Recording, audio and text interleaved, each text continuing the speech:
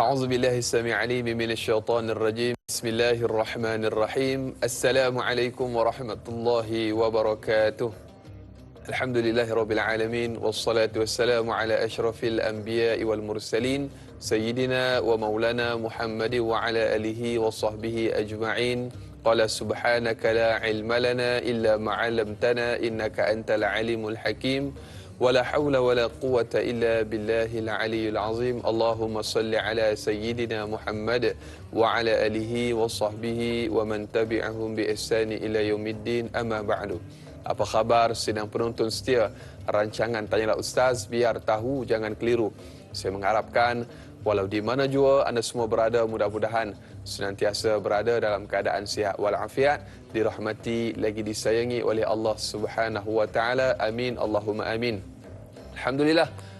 Marilah sama-sama kita pertama dan selamanya dan senantiasa kita rafakkan syukur kehadrat Allah Subhanahu wa taala atas hidayah, inayah, iradah, petunjuk daripada Allah Subhanahu wa taala.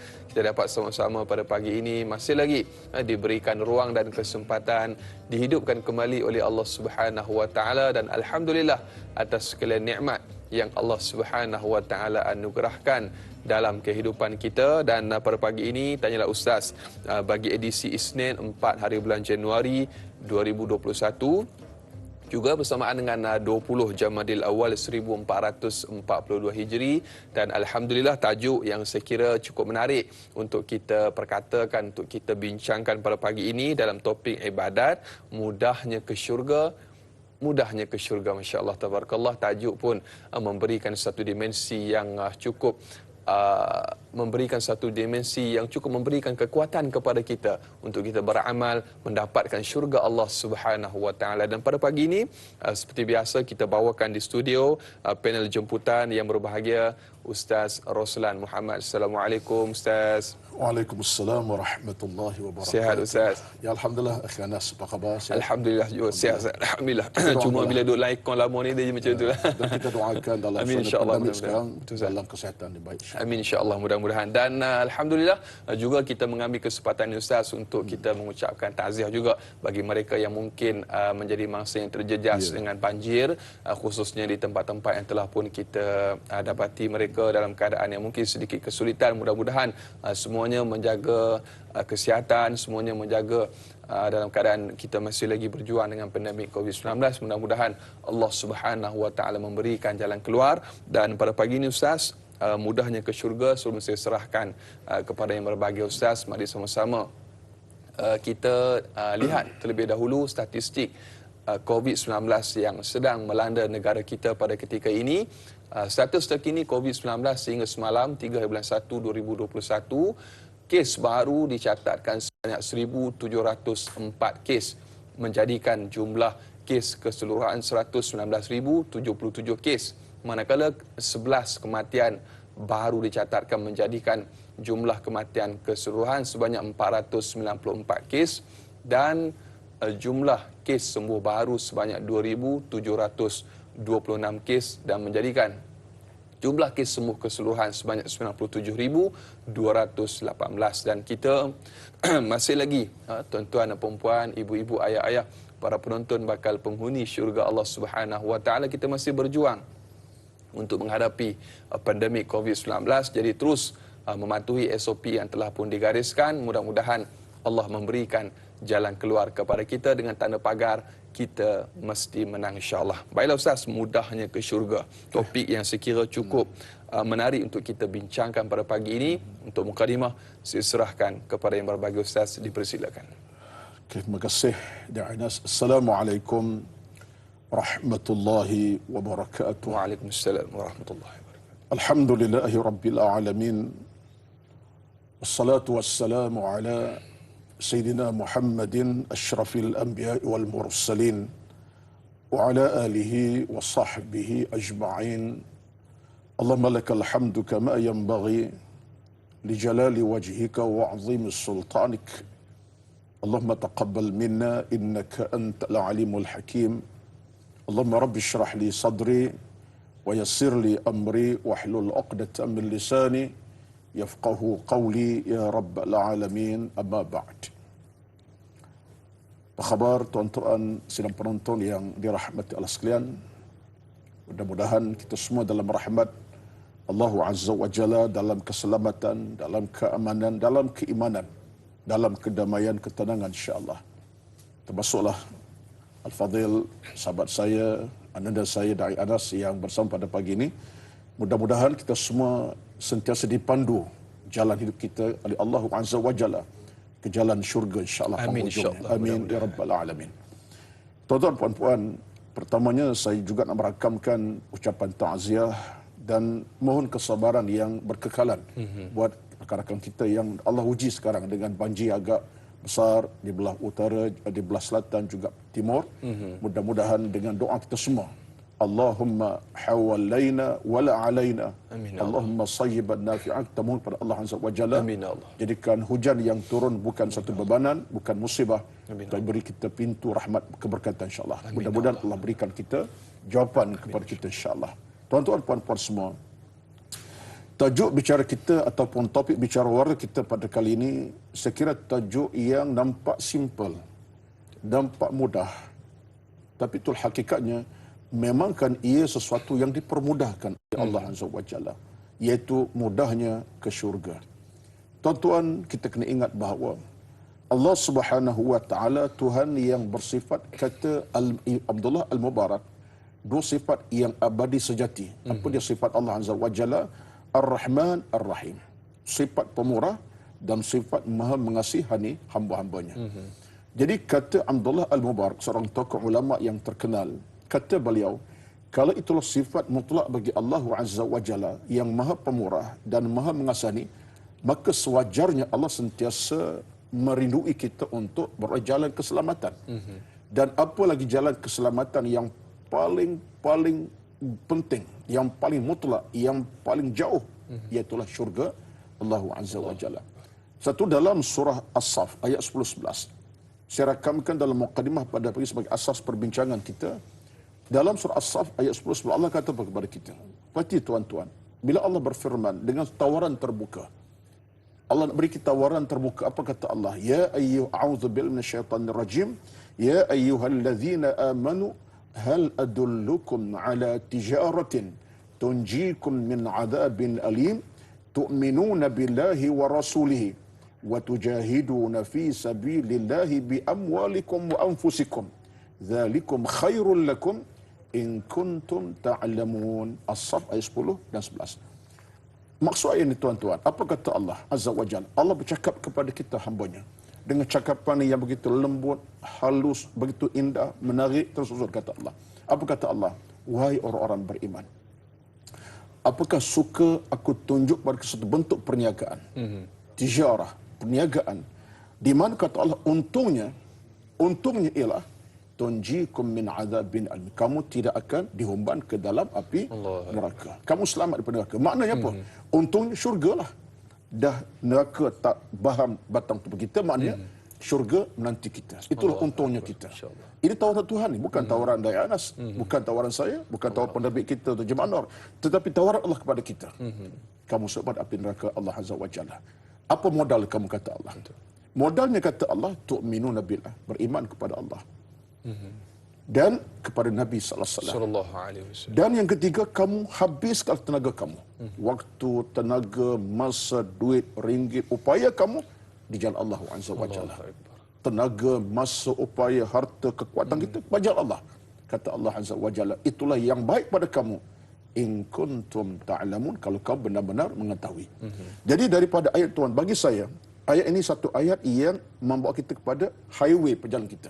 Iaitu jalan yang selamat yang menyebabkan rupa-rupanya mudahnya ke syurga. Ini bukan satu perbincangan yang bersifat abstrak, tapi jangan bersifat hakiki.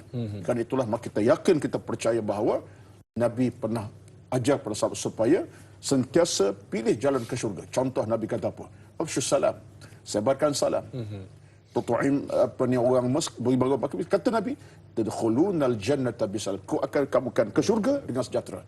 Contohnya lah dengan sebarkan salam, berikan orang fakir miskin, dengan berzikir banyak-banyak. Kata Nabi, tadkhulunal jannata bisalam, kamu akan ke syurga dengan penuh keselamatan dan keamanan. Jadi rumusan saya di awal tuan-tuan bahawa tajuk kita pada pagi ini bagi saya tajuk motivasi lah. Tapi walaupun motivasi, dia balik ke persoalan kita, persiapan kita. Sebab itulah kata juga Abdul Al-Mubarak, dia kata apa? Walaupun Allah sifatnya pemurah, penyayang tadi, tetapi Allah juga bersifat dengan murka. Sebab apa? Sebab bila hambanya menolak laluan-laluan ke syurga Allah Azza wa Jalla. Kita akan bincang nanti. Kerana perbincangan panjang dalam tempoh tak lama, 2 jam insya-Allah. Allahu akbar, masya-Allah, tabarakallah. Satu mukadimah atau permulaan yang cukup menarik. Bila mana kita berbicara Ustaz, nikmat syurga ni masya-Allah tabarakallah mungkin akan dibicarakan kemudian, tapi nak sebutnya liku-liku nak masuk syurga ni masya-Allah tabarakallah cabarannya cukup getir Ustaz. Dia punya mehnah, tribulasinya. Semestinya inilah satu perkara yang akan dipandang oleh Allah Subhanahu wa taala, usaha kita untuk kita menuju ke syurganya Allah Subhanahu wa taala dengan pelbagai ujian yang diberikan olehnya. Dan Ustaz, untuk permulaan pada pagi ini kita dah pun ada soalan pertama menerusi sahabat Facebook kita, Pak Su Li Romli yang bertanya. Assalamualaikum Ustaz dan da'i. Waalaikumsalam warahmatullahi. Soalannya Ustaz, jika mudahnya amalan yang membawa kita ke syurga Allah, mengapakah Allah ada menyatakan bahawa aku akan memasukkan hamba-hambaku ke dalam syurga dengan rahmat dan kasih sayangku dan bukannya dengan amalan-amalan mereka dan kebaikan yang mereka lakukan semasa di dunia? Mohon pencerahan Ustaz. Terima kasih, biar tahu jangan keliru. InsyaAllah tabarakallah. Demikian soalannya Ustaz. Okey. Pak Suramli, yang pertama kita kena faham bahawa Allah Subhanahu wa taala ketika menitahkan kita untuk beramal, Allah tahu kemampuan kita. Contoh kita ambil, bila Allah kata salat, contoh salat, inna salata kanat 'alal mu'minina kitaban mawquta. Sembahyang wajib pada waktu dan ketikanya. Baik zuhurnya, asar sampai kepada melengkap 5 waktu sehari semalam. Allah tahu. Lepas Allah tahu kita berkemampuan setahun sekali Ramadan yang wajib. Datang Ramadan berpuasa. Termasuklah zakat, haji seumpamanya. Kewajipan kita menerima kenyataan, iaitu bila Allah perintah tidak ada melainkan sama'an wa ta'atan. Kata Al-Imam Ibnu Qayyim Al-Jauziyah, sesuatu Allah perintah, jawapannya ialah sama'an wa ta'atan. Terima dan patuh. Baik. Tugas kita beramal. Allah Subhanahu wa taala Tuhan Maha Kaya. Dalam kita beramal pula Allah akan tengok. Sebab kadang-kadang dalam kita beramal ada orang, minta maaf tuan-tuan, saya pun mungkin terjebak dalam ini. Beramal sekadarnya. Kerana sembahyang, kerana apa? Kerana cari pahala lah. Bila solat itu cari pahala. Jadi fokusnya tak sebenar. Contohnya, jadi bila berlaku macam ni, Allah Maha Kaya menentukan kita. Sebab itulah dalam hal ini, benar kita buat kerja ibadat berpahala. Solat berpahala, zakat berpahala, zikir lepas solat subuh ni berpahala ni. Baca Quran berpahala besar. Tetapi kata Allah Azza wa Jalla dalam hadis Nabi sebut kepada kita, tetaplah Allah akan beri kita rezeki syurga dengan rahmatnya. Hal ini disebut ke dalam hadis yang sahih daripada Abu Hurairah, kata Nabi daripada Muslim.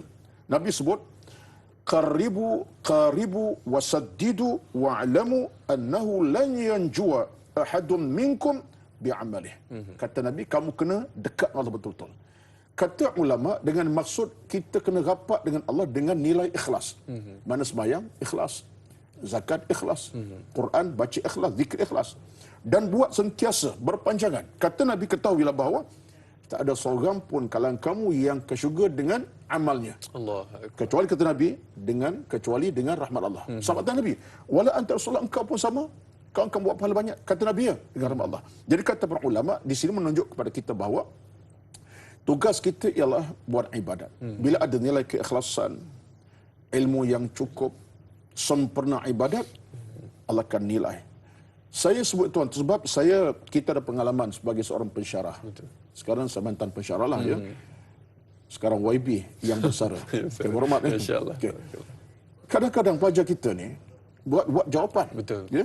Kita tanya soalan pertama, makin markah soalan pertama 20 contohnya. Kita bagi markah atas asas jawapan diberikan. Tetapi tak sebelajar dapat 20/20. Walaupun jawapan lengkap. Sebab apa? Kita nilai. Dia punya susunan bahasa, dia punya itu. Kan kita nampak pelajar ni siapa? Pelajar ni dalam kelas bukan aktif mana pun. Datang kelas malas tu. Masya-Allah. Ada nilai situ. Jadi kita sebagai pensyarah kita tahu pelajar ni pelajar kata Anas. Ya Anas kata Anas bin Malik. Itu ya. Anas katakan. Yang 418 saya tambah satu markah 19. Sebab apa? Nilainya di situ. Bonus. Allah Azza wa Jalla Maha Kaya. Itulah rahmat Allah tuan-tuan, satu limpahan yang menunjukkan Allah sayang pada kita Allah. dengan cinta sayang kasih dan seumpamanya. Saya ada cerita tuan-tuan. Suatu hari panjang pula jawapan ni, tak apa kan? Boleh Tak boleh lah. Saya menjawab. InsyaAllah. Ya, Anas tak bagi arahan sebelum Boleh, tak boleh, berhentilah ya. insyaAllah. Satu hari Bilal bin Rabah radhiyallahu anhu. Radhiyallahu anhu. Kita tahu tuan-tuan, Bilal seorang manusia yang miskin, bukan sekaya Uthman Affan. Seorang yang tidak ada di sana harta bernilai seumpama Abu Bakar. Ia orang hamba.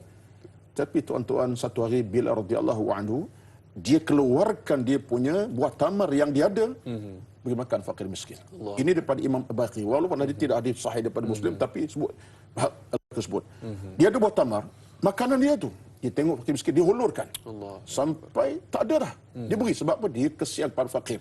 Dia dah kelaparan, dia tu tak ada harta pun. Dia beri.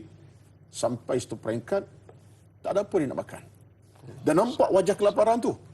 Sahabat tanya, "Mabika ya Bilal? Siapa kamu nampak lain macam ni?" Memang dia lapar. Rupanya buat tamar dia ada, dia beri pada fakir miskin yang memang lapar tadi. Sampailah kepada Nabi pengetahuan. Cerita supaya Nabi SAW.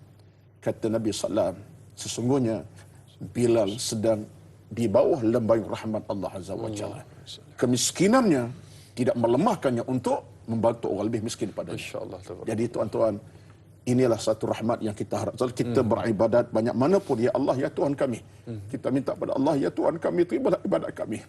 Ya Allah, ibadat kami, Allah, kau terima sebab kami dalam keletihan beribadat, ya Allah, engkau dengar rintihan kami, murid kami. Tuan-tuan, puan-puan, kita jangan bangga dengan ibadat kita yang banyak sebenarnya. Tapi kita kena minta pada Allah segala-galanya supaya Allah terima keikhlasan kita, dan kita supaya dengan kekuatan ibadat kita tadi, rupa-rupa rahmat Allah menanti kita.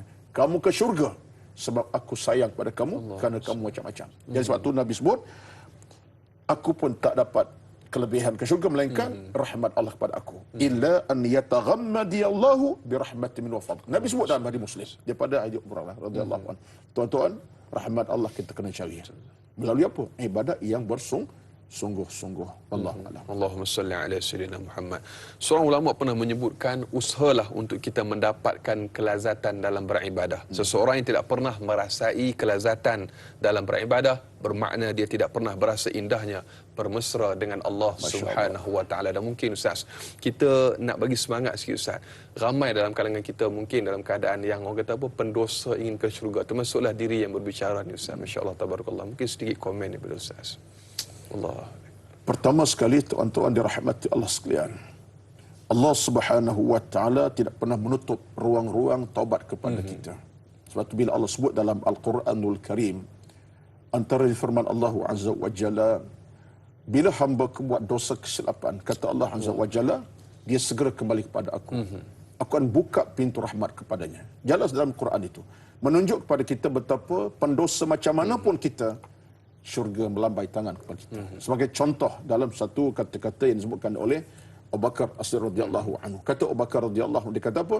Kata Abu Bakar, "Man kana fi talabil ilm, kanatil jannatu fi talabih. Wa man kana fil ma'siyah, kanatin nar fi talabih." Siapa yang berada di jalan ilmu, syurga melambai tangan kepadanya. Dan siapa berada jalan kejahatan, kemaksiatan, neraka melambai tangan kepadanya.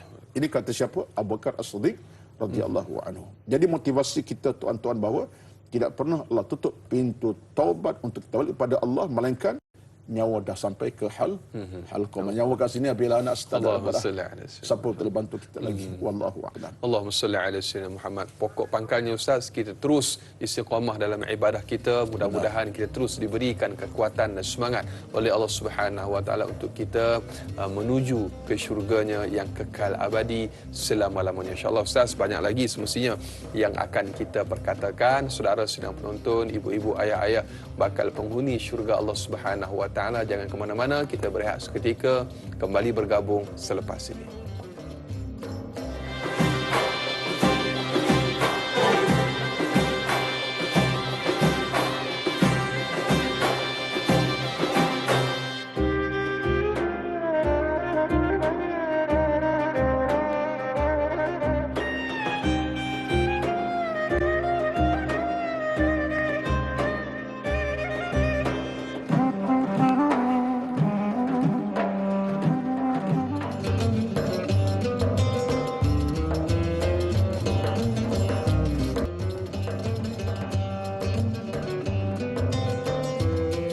Alhamdulillah, masih lagi terus setia bersama dengan kami. Tanyalah Ustaz, biar tahu, jangan keliru. Ibu-ibu, ayah-ayah, para penonton, bakal penghuni syurga Allah Subhanahu Wa Taala. Kita masih lagi berbicara topik ibadah, mudahnya ke syurga. Dan Alhamdulillah, sedikit kita telah pun mendengar kalam mutiara daripada yang berbahagia panel undangan kita, Ustaz Roslan Muhammad. Dan Ustaz, kita nak sambung dengan soalan yang berikutnya daripada sahabat kita, Nur Hayati Ismail di Facebook, yang bertanya, Assalamualaikum Ustaz dan juga Da'i.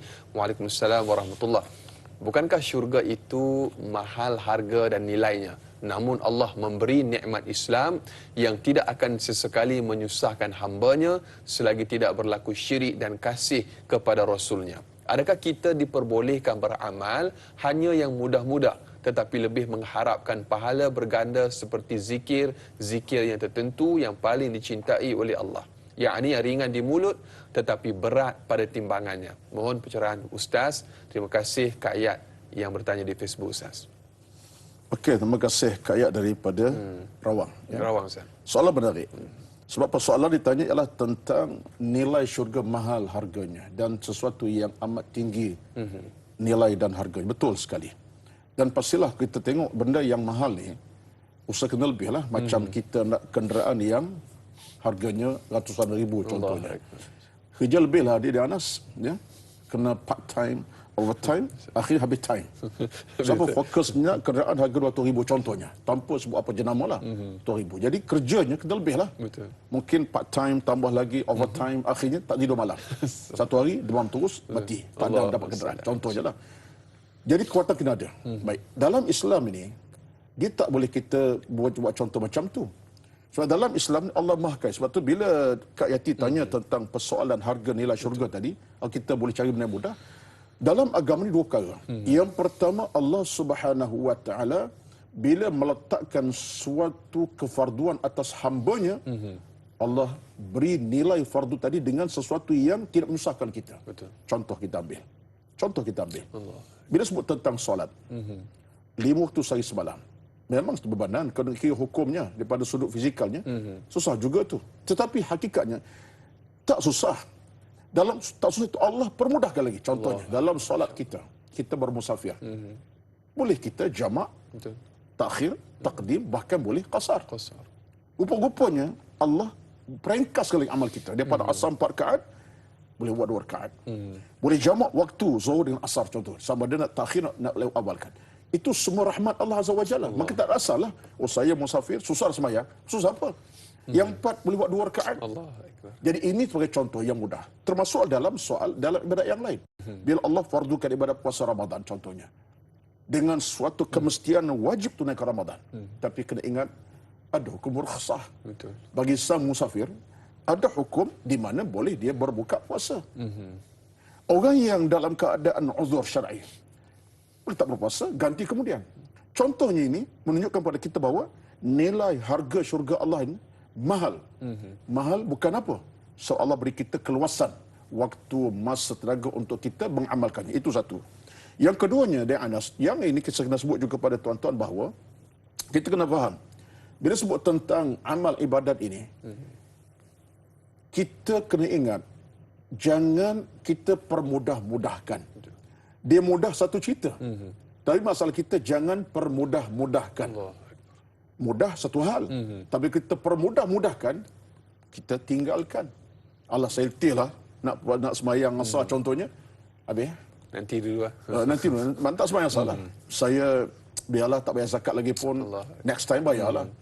Kita permudahkan. Ini masalah kita. Suatu dalam yang kata Al-Imam As-Suyuti rahmatullah seorang tokoh ilmu tafsir, dia kata apa? Bila Allah sebut dalam Al-Quranul Karim, dalam Quran Allah kata inna ma'al usri yusra. Yang susah ada di sana kemudahannya.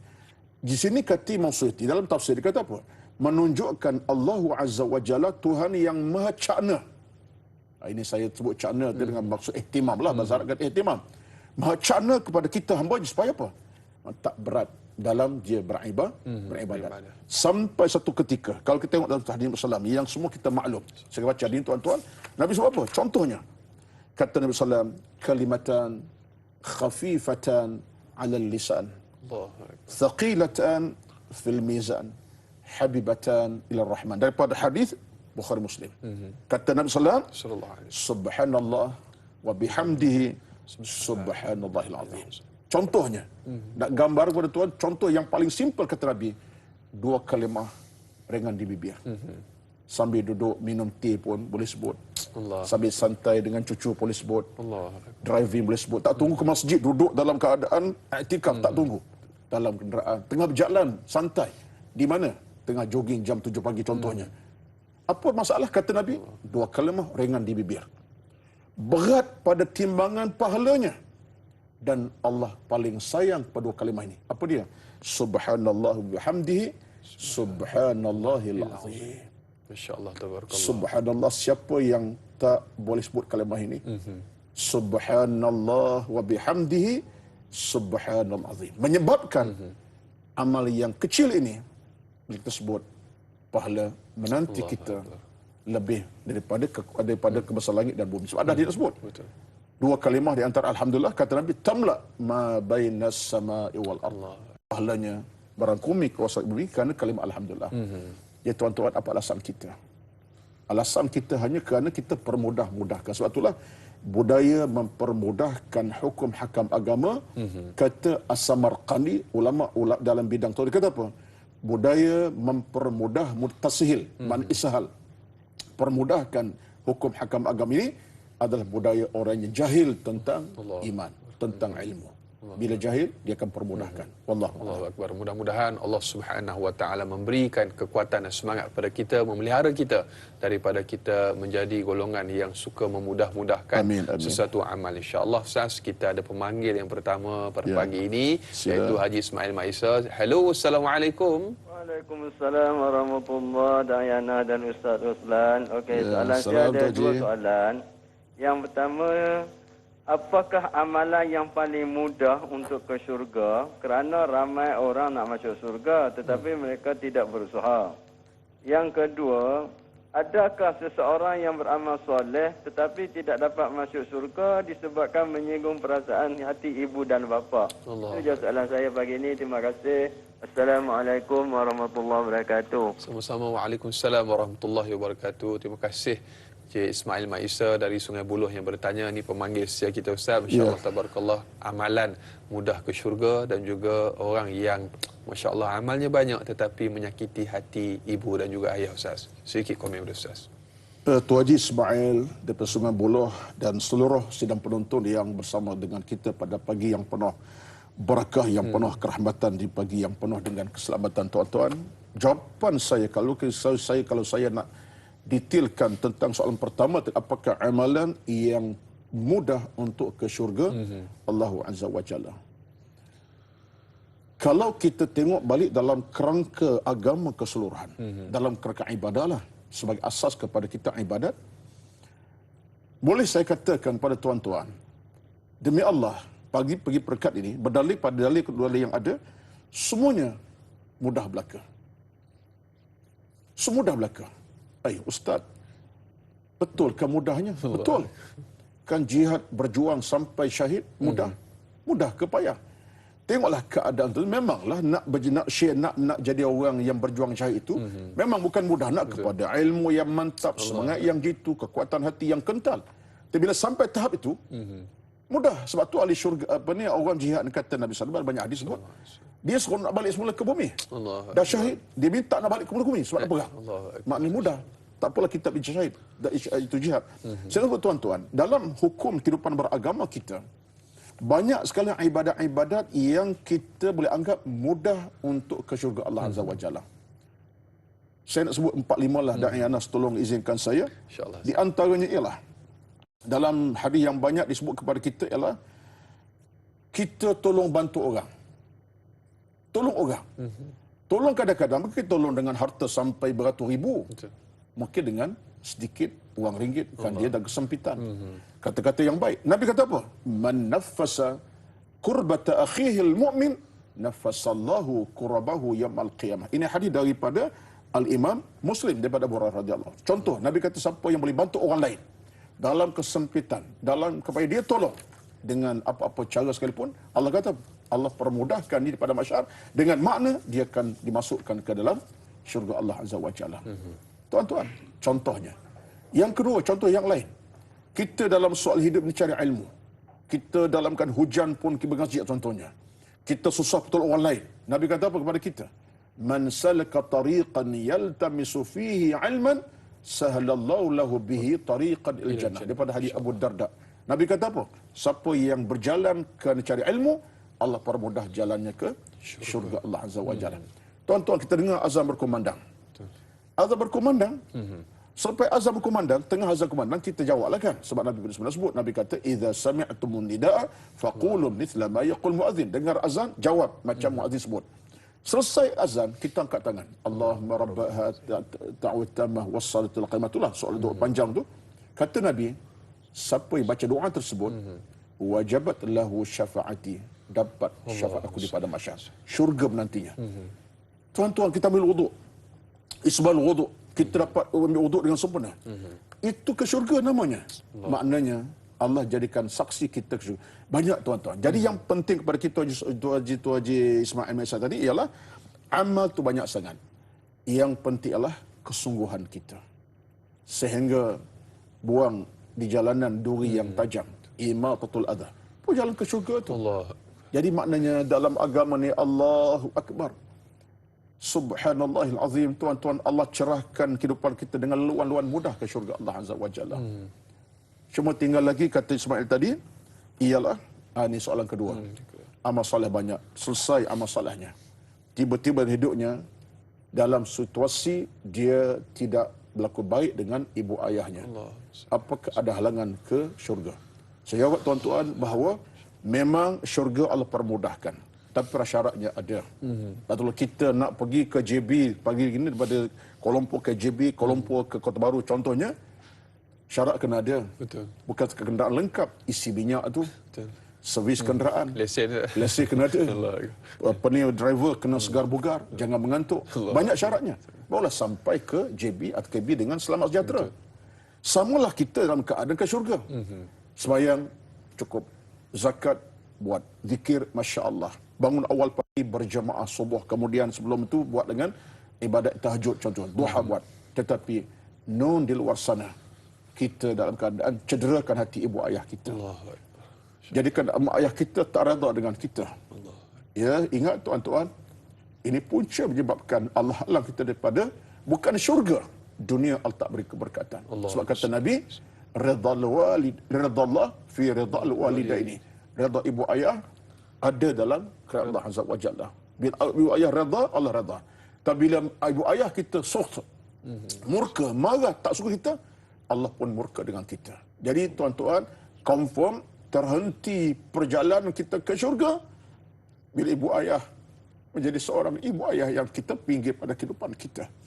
Sebab itulah tuan-tuan, jangan cari sebab untuk menghalang kita untuk dapat nikmat syurga Allah di atas nama derhaka kita kepada ibu ayah kita. Allahu Akbar.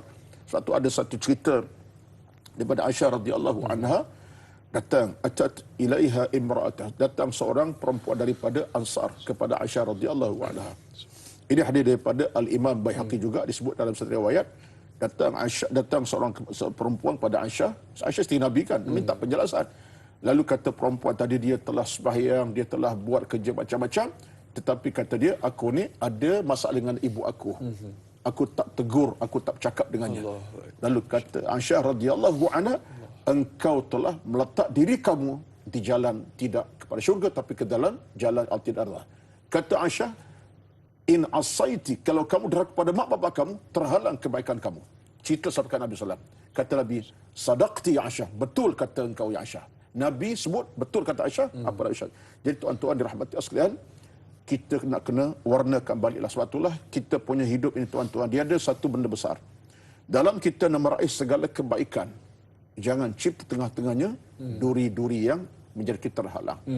Saya baru semalam letak dalam FB saya satu kata-kata, mudah jalan ke syurga. Neraka pun mudah. Syurga mudah sebab kita ada amal yang baik. Syurga pun mudah kerana amal. Neraka mudah kenapa? Kerana ada jalan kemaksiatan. Maka di mana kita berada? Sebab tu orang beriman tuan-tuan, fokusnya betul. Kompasnya betul. Kompasnya apa? Mencari Allah, mencari keberkatan, mencari kehidupan yang baik. tidak mencari jalan-jalan yang boleh menyusahkannya. Wallahu a'lam. Allahumma salli ala sayyidina Muhammad. Bila Ustaz berbicara tentang banyaknya amal seseorang namun dia menderhaka kepada ibu dan juga ayah, Allah Ta'ala segerakan azab di atas dunia, bahkan hilang keberkatan dalam hidupnya. Tak nanti di akhirat dia azab oleh Allah Subhanahu Wa Ta'ala. Mudah-mudahan Allah mengampunkan segala dosa dan kesilapan kita dan memberikan peluang dan kesempatan kepada kita memohon ampun kepada kedua ibu bapa kita. Amin insya-Allah. Mudah-mudahan. Berikutnya Ustaz, kita raikan pemanggil di talian pada ketika ini. Halo, Assalamualaikum. Waalaikumsalam warahmatullahi wabarakatuh. Dari Anas dan juga Ustaz Ruslan Muhammad. Saya Umar bin Abdul Majid dari Felda Cini Timur 3, Pekan Pahang. Assalamualaikum Ustaz dan Da'i. Waalaikumsalam warahmatullahi wabarakatuh. Soalan saya begini Ustaz ya. Ni Ustaz dah menyebut tadi mengenai mudahnya ke syurga, tajuk kita pada pagi ini ya. Soalan saya Ustaz, untuk mendapatkan syurga bukanlah satu perkara yang mudah Ustaz. Contohnya keluarga kita pun anak isteri kita nak ke syurga bukannya kita seorang tuan ni Ustaz. Kita nak anak isteri kita masuk bersama-sama dengan kita. Soalan saya Ustaz, apakah pelan tindakan yang paling wajar ataupun paling baik Ustaz untuk kita memastikan kita dan keluarga kita mendapat syurga di sana kelak?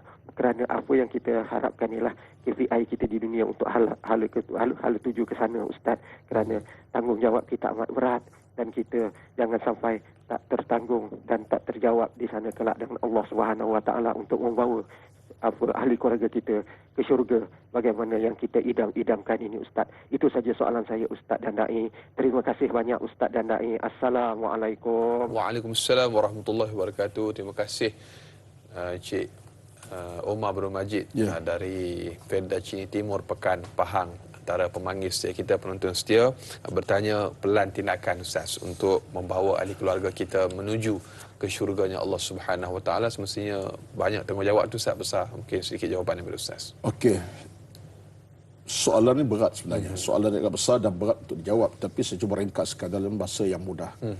Pertama sekali, Cik Omar bin Abdul Majid dan seluruh rakan penonton kita pada pagi ini, mana seorang ayah dan seorang ibu tidak ingin membawa anak-anaknya ke jalan yang penuh dengan kerahmatan, keselamatan. Bukan sahaja di alam akhirat, dunia lagi pun. Dia nak pimpin tangan anak, jom dengan bapa, dengan ayah, dengan ibu, dengan mak, dengan mama ke jalan kebaikan. Itu kenyataannya. Dalam Al-Quran, bila Allah sebut dalam surah Al-Hasyr, dalam surah At-Tahrim, Allah kata apa? Ya ayyuhalladzina amanu qu anfusakum wa ahlikum nara. At-Tahrim ayat ke-6. Jaga diri kamu wahai pemimpin keluarga dan anak pinak kamu daripada api neraka Allah Azza wa Jalla. Jadi menunjuk kepada kita bagaimana kewajipan kita ialah mesti ada suatu kemuliaan dalam hidup kita beragama kita.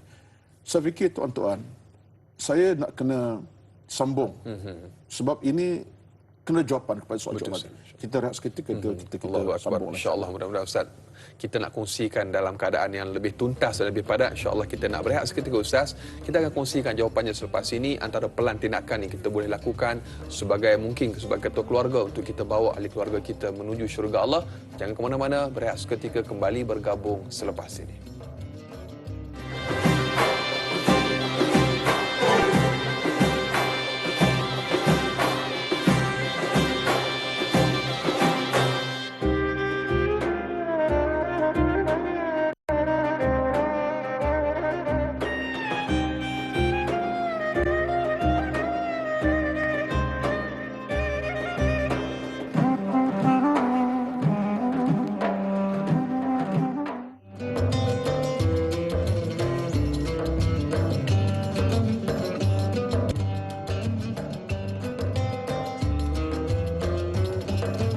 Alhamdulillah, masih lagi terus setia bersama dengan kami. Tanyalah Ustaz, biar tahu jangan keliru.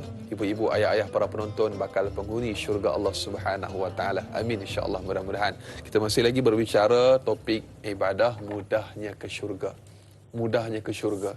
Tuan-tuan dan puan-puan para penonton, masya-Allah tabarakallah, kita masih lagi bersama tetamu undangan kita yang berbahagia, Ustaz Ruslan Muhammad, dan kepada para penonton yang ingin mengajukan sebarang persoalan atau kemusykilan untuk topik kita pada pagi ini, terus hubungi talian bebas tol 1-800-88-1677 atau paling mudah terus sahaja ke laman rasmi Facebook kami, Tanyalah Ustaz TV3, dan jangan lupa kita bersiaran serentak menerusi TV3 dan TV9. Di TV9 insya-Allah kita akan bersiaran tambahan 30 minit lanjutan sehingga jam 8.30 pagi. Jadi terus setia menonton kami sehingga ke hujung rancangan insya-Allah. Dan yang bagi Ustaz, kita nak sambung pelan tindakan. Ramai yang menantikan jawapan Ustaz. Tadi pemanggil kita Encik Omar Abdul Majid bertanya pelan tindakan untuk kita membawa ahli keluarga kita menuju syurga Allah Subhanahu Wa Taala. Dipersilakan Ustaz. Baik, sambung sekali lagi dari Anas dan kepada Cik Omar bertanya dan seluruh rakan penonton kita semua. Sebenarnya dalam kita nak bawa ahli ahli keluarga kepada syurga Allah Azza wa Jalla, dia bermula di mana? Bermula dengan title ibu ayah itu sendiri. Penting, ibu ayah merupakan qudwah muthla, contoh yang terbaik. Itu satu. Bila kita contoh yang baik dalam kerangka ibadat kita, anak boleh contohi. Akhlak kita, anak boleh contohi. Kita punya komunikasi hidup, anak boleh contohi. Apa kebaikan kita buat, anak boleh contohi. Ini satu kejayaan yang penting. Sebab apa? Tak langsung kita sedang pimpin tangan anak kita jauh dengan ayah ke syurga. Dan jalannya, ayah beribadat, anak beribadat. Ayah salat, anak pun salat. Ayah baca Quran, anak pun baca Quran. Ini semua kerangka yang penting. Sebab itulah itu satu kerangka paling besar. Mana mungkin tuan-tuan, kita nak bawa anak ke syurga, tapi kita bukan bakal di syurga sebab ayah ibunya. Solat di mana, qiyam di mana, tahajud di mana, zikir di mana, tasbih di mana, Quran di mana. Susahlah macam tu. Soal pepatah berkata, bapa borik anak rintik. Begitulah lebih kurangnya. Jadi tak mungkin berlaku. Itu pertama. Yang keduanya ialah, bagi saya tuan-tuan, puan-puan, kita ini saya mengambil sedikit pandangan daripada seorang tokoh ulama yang saya baca kitab Minhajul Mu'minin, saya sebut kepada Anas tadi, iaitu kitab yang menarik, iaitu karangan Dr. Mustafa Murad ini. Dia kata apa? Dia sebut tentang hal keluarga. Dia kata sebenarnya kita memang usaha, kena ada usaha. Tetapi kadang-kadang kita punya usaha gagal, Allah tak beri. Sebab itulah yang penting adalah rupa-rupa tuan, dalam kita nak bina keluarga yang soleh dan pimpin anak ke surga ialah kita kena ada air mata menitis kepada Allah Azza wa Jalla. Dalam surah Al-Furqan kita baca doa. Ini saya kata tak ada orang yang tak hafal ini. Rabbana hab lana min azwajina wa dhurriyyatina qurrata a'yun waj'alna lil muttaqina imama. Al-Furqan. Tuan-tuan, tak ada orang tak hafal, saya yakin. Doa ini tuan-tuan serta dengan air mata. Sebab apa? Sebab ada riwayat sebut si bapa yang berdoa air mata menitis, air mata itu ada barakahnya. Itu tanda apa? Kesungguhan, kita punya kemantapan ilmu di dada, kita nak sesuatu pada Allah Azza wa Jalla, menyebabkan Allah tak kecewakan kita. Waj'alna lil muttaqina imama, alihkan kita sebagai keluarga yang bertakwa daripada ibu ayah tadi. Itu yang kedua. Yang ketiganya ialah Allah tegur kepada kita tuan-tuan. Dalam surah Nisa Allah tegur kepada kita, kata Allah Azza wa Jalla, janganlah kamu tinggalkan keluarga kamu dalam keadaan tidak ada sebagai orang yang lemah, kata Allah Azza wa Jalla. Dalam surah Nisa Allah sebut kepada kita bagaimana kita jangan tinggal keluarga yang lemah. Dzurriyyatan dhi'afa khafu 'alaihim walyattaqullah faqulu qawlan sadida. Kata Tuhan kepada kita, jangan tinggal keluarga yang lemah. Lemah apa? Lemah iman, lemah hati, lemah jiwa. Kita kena bertakwa kepada Allah Azza wa Jalla. Allahu a'lam. Biasanya kita tanya ahli keluarga kita apakah bekalan di rumah cukup, barang di dapur cukup, tetapi mungkin jarang sekali kita bertanya bagaimana iman kau, apakah sepeninggalanku ini iman kau masih lagi sempurna, insya-Allah. Dan Anas ingatkan satu bacaan saya pernah baca, insya-Allah tentang isu bekalan makanan di dapur ini. Allah pernah berlaku kepada Al-Hasan Al-Basri rahmatullah alaih. Saya bila inilah di antara kepentingan kita duduk ni, kadang-kadang ilmu ni dia tak melekat sangat. Bila dengar tu melekat. InsyaAllah. Cerita sikit, seminit tak sampai. Bila tentang makan dapur, makan minum. Hasan Basri satu hari, datang orang kepadanya, dia seorang guru kan, seorang ulama, maka datang minta panduan, kaunseling, contohnya minta bimbingan. Jadi kalau kena tanya kepada Hasan Basri, anak saya ni bagian-bagian. Buruklah. Anak saya tak dengar kata, tak dengar cakap, anak saya degil macam-macam. Hasan Basri tanya mudah ya. Dia kata, kamu lengkap tak kediaman kamu?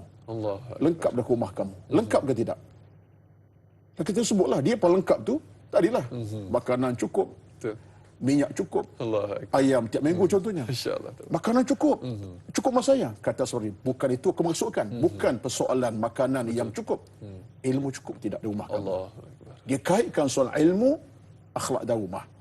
Laki tak ada faham masalah makanan. Cukuplah, yang itu cukup lengkap, tapi rupa yang tak cukup ilmu tak ada, iman tak diserap masuk. Akhlak tak tunjuk, kata sama saya. Yang silapnya kamu lengkapkan makanan, yang sifatnya badan, kamu tak lengkapkan makanan hati. Masya-Allah. Anak kamu jadi jahat kerana ilmu tak cukup. Allahu Akbar. Bukan sekadar jasad kita Ustaz yang Betul, memerlukan saya tengok makanan, tu. bahkan rohani kita juga bahkan Betul, lebih betul. memerlukan pengisian. Tapi yang kita dan juga bimbang makanan. itulah. Allahu Akbar. Kita bimbang anak Ustaz. tak bangun pagi awal kerana Allahumma salli bas ala sekolah sayyidina menanti. Muhammad. Hidayah, Betul ya ada ayah yang kata bangun. Sekolah. Allah Pukul 5.30. Apa salahnya bangun ya kita solat subuh dulu. Masya-Allah. Tapi kadang-kadang tak berlaku macam tu. Allahu Akbar. Ini Mindset, kesilapan Ustaz. kita, Masya-Allah. kesilapan. Mudah-mudahan Allah ampunkan dosa kita semua, terutamanya kita sebagai ayah yang lemah dalam mendidik anak-anak kita. Amin, insya-Allah. Mudah-mudahan. Berikutnya Ustaz, kita raikan soalan rakan kita di Facebook, Intan Zurina Abdul Razak yang bertanya, Assalamualaikum Ustaz dan da'i. Waalaikumsalam warahmatullahi. Soalannya Ustaz, apakah hukum seorang Islam yang menunaikan amal dengan niat hanya untuk masuk ke dalam syurga, iaitu mengharapkan balasan Allah bukan kerana Allah semata-mata, sedangkan kita diciptakan hanya untuk satu tujuan, iaitu beribadah kepada Allah Subhanahu wa taala. Terima kasih atas pencerahan, biar tahu, jangan keliru. Soalan yang cukup menarik.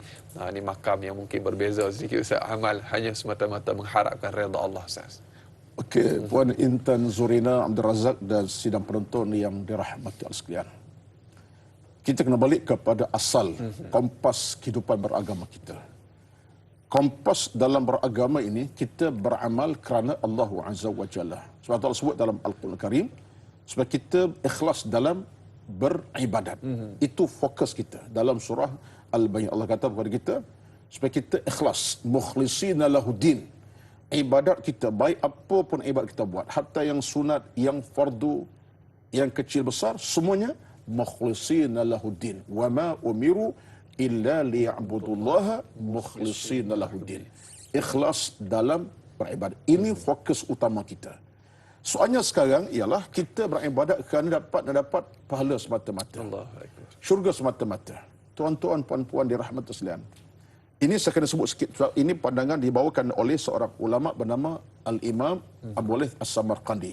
Saya sebut nama sebab dia banyak menulis tentang ilmu tasawuf. Ya. Termasuklah Abul Qasim Al-Junaid pun sebut. Dalam martabat amal kita ini, pahala syurga itu menjadi perkara kedua ketiga sebenarnya. Syurga, pahala kedua ketiga.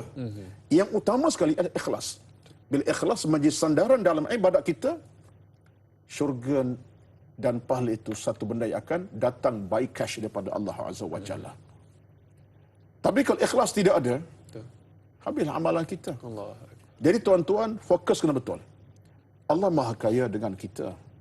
Sebab itulah dalam situasi kita dalam memahami tentang bedah syurga ni, saya ambil contoh yang mudah, kita semua maklum hal ini. Hadis datang daripada Imam Muslim. Bagaimana seorang imra'atan baghiyan, seorang perempuan yang dia ni penzina, pelacur. Ini hadis Muslim sebut, dia tengok satu anjing, ra'ad kalban fi yaumil har, anjing yang dalam keadaan terjelit kerana ledah terjelit kerana dahaga.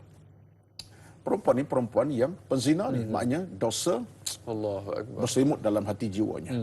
Confirm lah penzina dosa besar, pelacur dosa besar. Tapi tengok tuan, ini hadis Muslim, hadis sahih.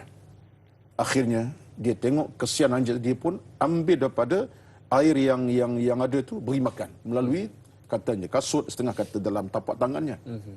Subhanallahil azim. Riwayat menyebut bahawa Nabi kata perempuan ni ke syurga bila dia meninggal dunia. Maknanya dia buat kerja bagi anjing makan dengan apa? Ikhlas tu. Tak nak anjing tu kelaparan, mati kelaparan. Walaupun seteguk air dia hulur. Ikhlas. Bila dia ikhlas, ganjaran kata Nabi SAW, syurga menanti perempuan yang walaupun dia berdosa besar pada Allah Azza wa Jalla. Jadi makna tuan-tuan, ikhlas itu menjadi satu benda besar, benda yang besar, maka syurga menanti. Jadi kita sekarang tuan-tuan, buat ibadat kerana Allah Azza wa Jalla. Jangan bimbang. Allah Maha Kaya akan beri lebih pada apa kita nak bila sampai waktu dan ketikanya nanti. Wallahu a'lam. Allahumma salli ala sayyidina Muhammad. Takut kepada Allah semakin membuatkan kita dekat kepada Allah Subhanahu wa taala. Dengan takut kepada Allah akan menimbulkan rasa ingin melakukan segala perintahnya dan meninggalkan segala larangan dan tegahan Allah Subhanahu wa taala. Ustaz, berikutnya pemanggil di talian pada ketika ini Cik Abdullah Osman. Halo, assalamualaikum. Waalaikumsalam Ustaz. Assalamualaikum warahmatullahi wabarakatuh. Ini ada dua soalan lah. Pertama sekali, mudahnya masuk surga. Memang mudah kalau kita tahu caranya dan bagaimana mendapat kunci surga. Soalan saya, di mana hendak cari kunci surga? Ada yang kata buat apa yang disuruh, tinggal apa yang dilarang. Dan cari keredaan serta mendapat syafaat Rasulullah SAW. Jangan sekali-kali Allah benci kita kerana bukan amalan yang banyak menentukan, tetapi hubungan kita dengan Allah dan Rasulullah SAW. Yang kedua, ada orang kata dengan jangan ambil risiko kerana hidup di dunia sekali dan sementara, dan hidup akhirat kekal selamanya. Kerana seksa di akhirat tidak terperi sakitnya, dan nikmat syurga memang banyak di sana. Jadi apa pandangan Ustaz? Terima kasih.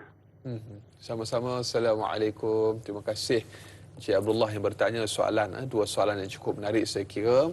Para penonton, ibu-ibu, ayah-ayah, para penonton setia tayanglah Ustaz, biar tahu jangan keliru bakal penghuni syurga Allah Subhanahu Wa Taala. Saya kira jawapan yang diperlukan mungkin sedikit panjang, tak apa saya serahkan kepada yang bagi Ustaz. Ustaz dah sebut beberapa amalan di awal tadi. Saya kira banyak Ustaz amalan-amalan untuk menempah pintu syurga Allah Subhanahu Wa Taala. Tak apa saya serahkan kepada yang bagi Ustaz untuk penjelasan, insya-Allah. Terima kasih kepada Cik Abdullah Osman daripada Seremban, ya. Dalam satu ayat Al-Quranul Karim, bila Allah Subhanahu Wa Taala berjanji kepada kita tentang nikmat syurga dan kemuliaan syurga, Allah punya janji yang benar, pasti, dan janji yang akan ditunaikan kepada kita. Contohnya, saya nak ambil ayat sebagai rumusan untuk beri jawapan kepada Cik Abdullah, walaupun tidak keseluruhannya. Bila Allah sebut dalam Al-Quran Karim, Allah kata apa?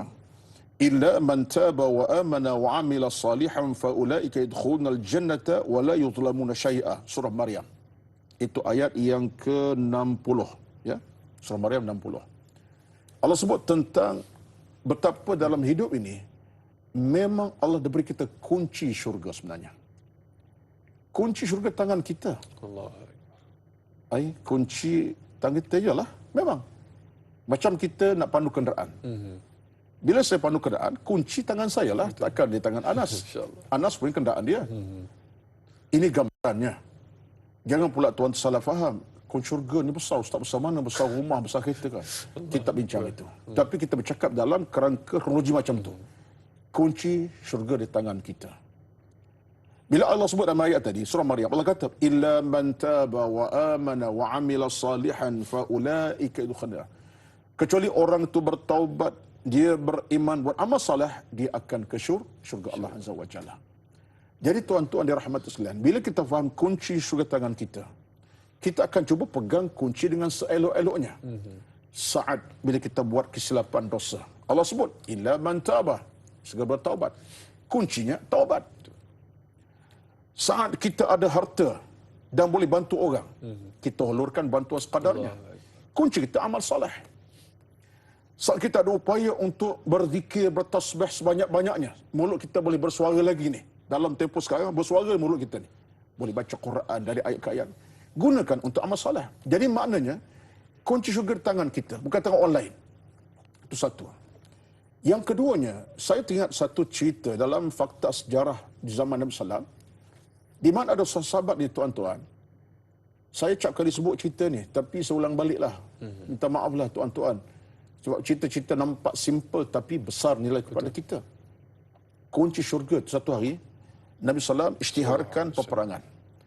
Bila Nabi SAW peperangan, biasalah sahabat berlumba untuk menyumbang.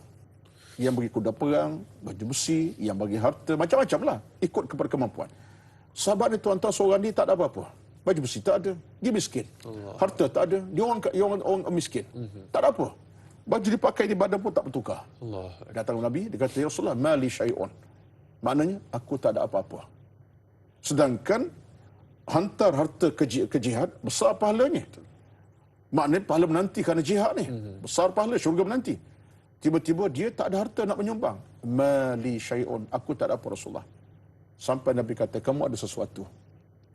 Kamu boleh hantar ke syurga juga. Walaupun kamu tak ada kemampuan, harta macam orang. Nabi kata, berdoa kepada Allah, minta kemenangan.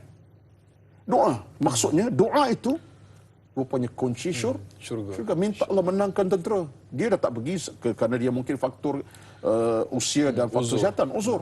Miskin, harta tak ada. Tapi Nabi kata, kirimkan Doa. doa. Rupa-rupanya doa itu juga kunci syurga. Memenangkan tentera pergi perang. Tuan-tuan, batulah Islam ni indah dan amat indah. Bila kita faham syurga ada kunci dengan kita, kita guna sebaik-baiknya. Baik, soalan kedua tentang jangan ambil risiko.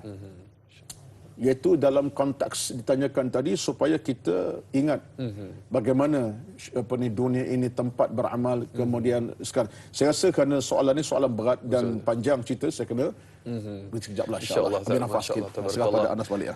Jadi nantikan jawapan kepada persoalan yang kedua. Banyak lagi Ustaz yang akan kita bicarakan. Semestinya dalam Tanya Ustaz, biar tahu jangan keliru, kembali bergabung selepas ini.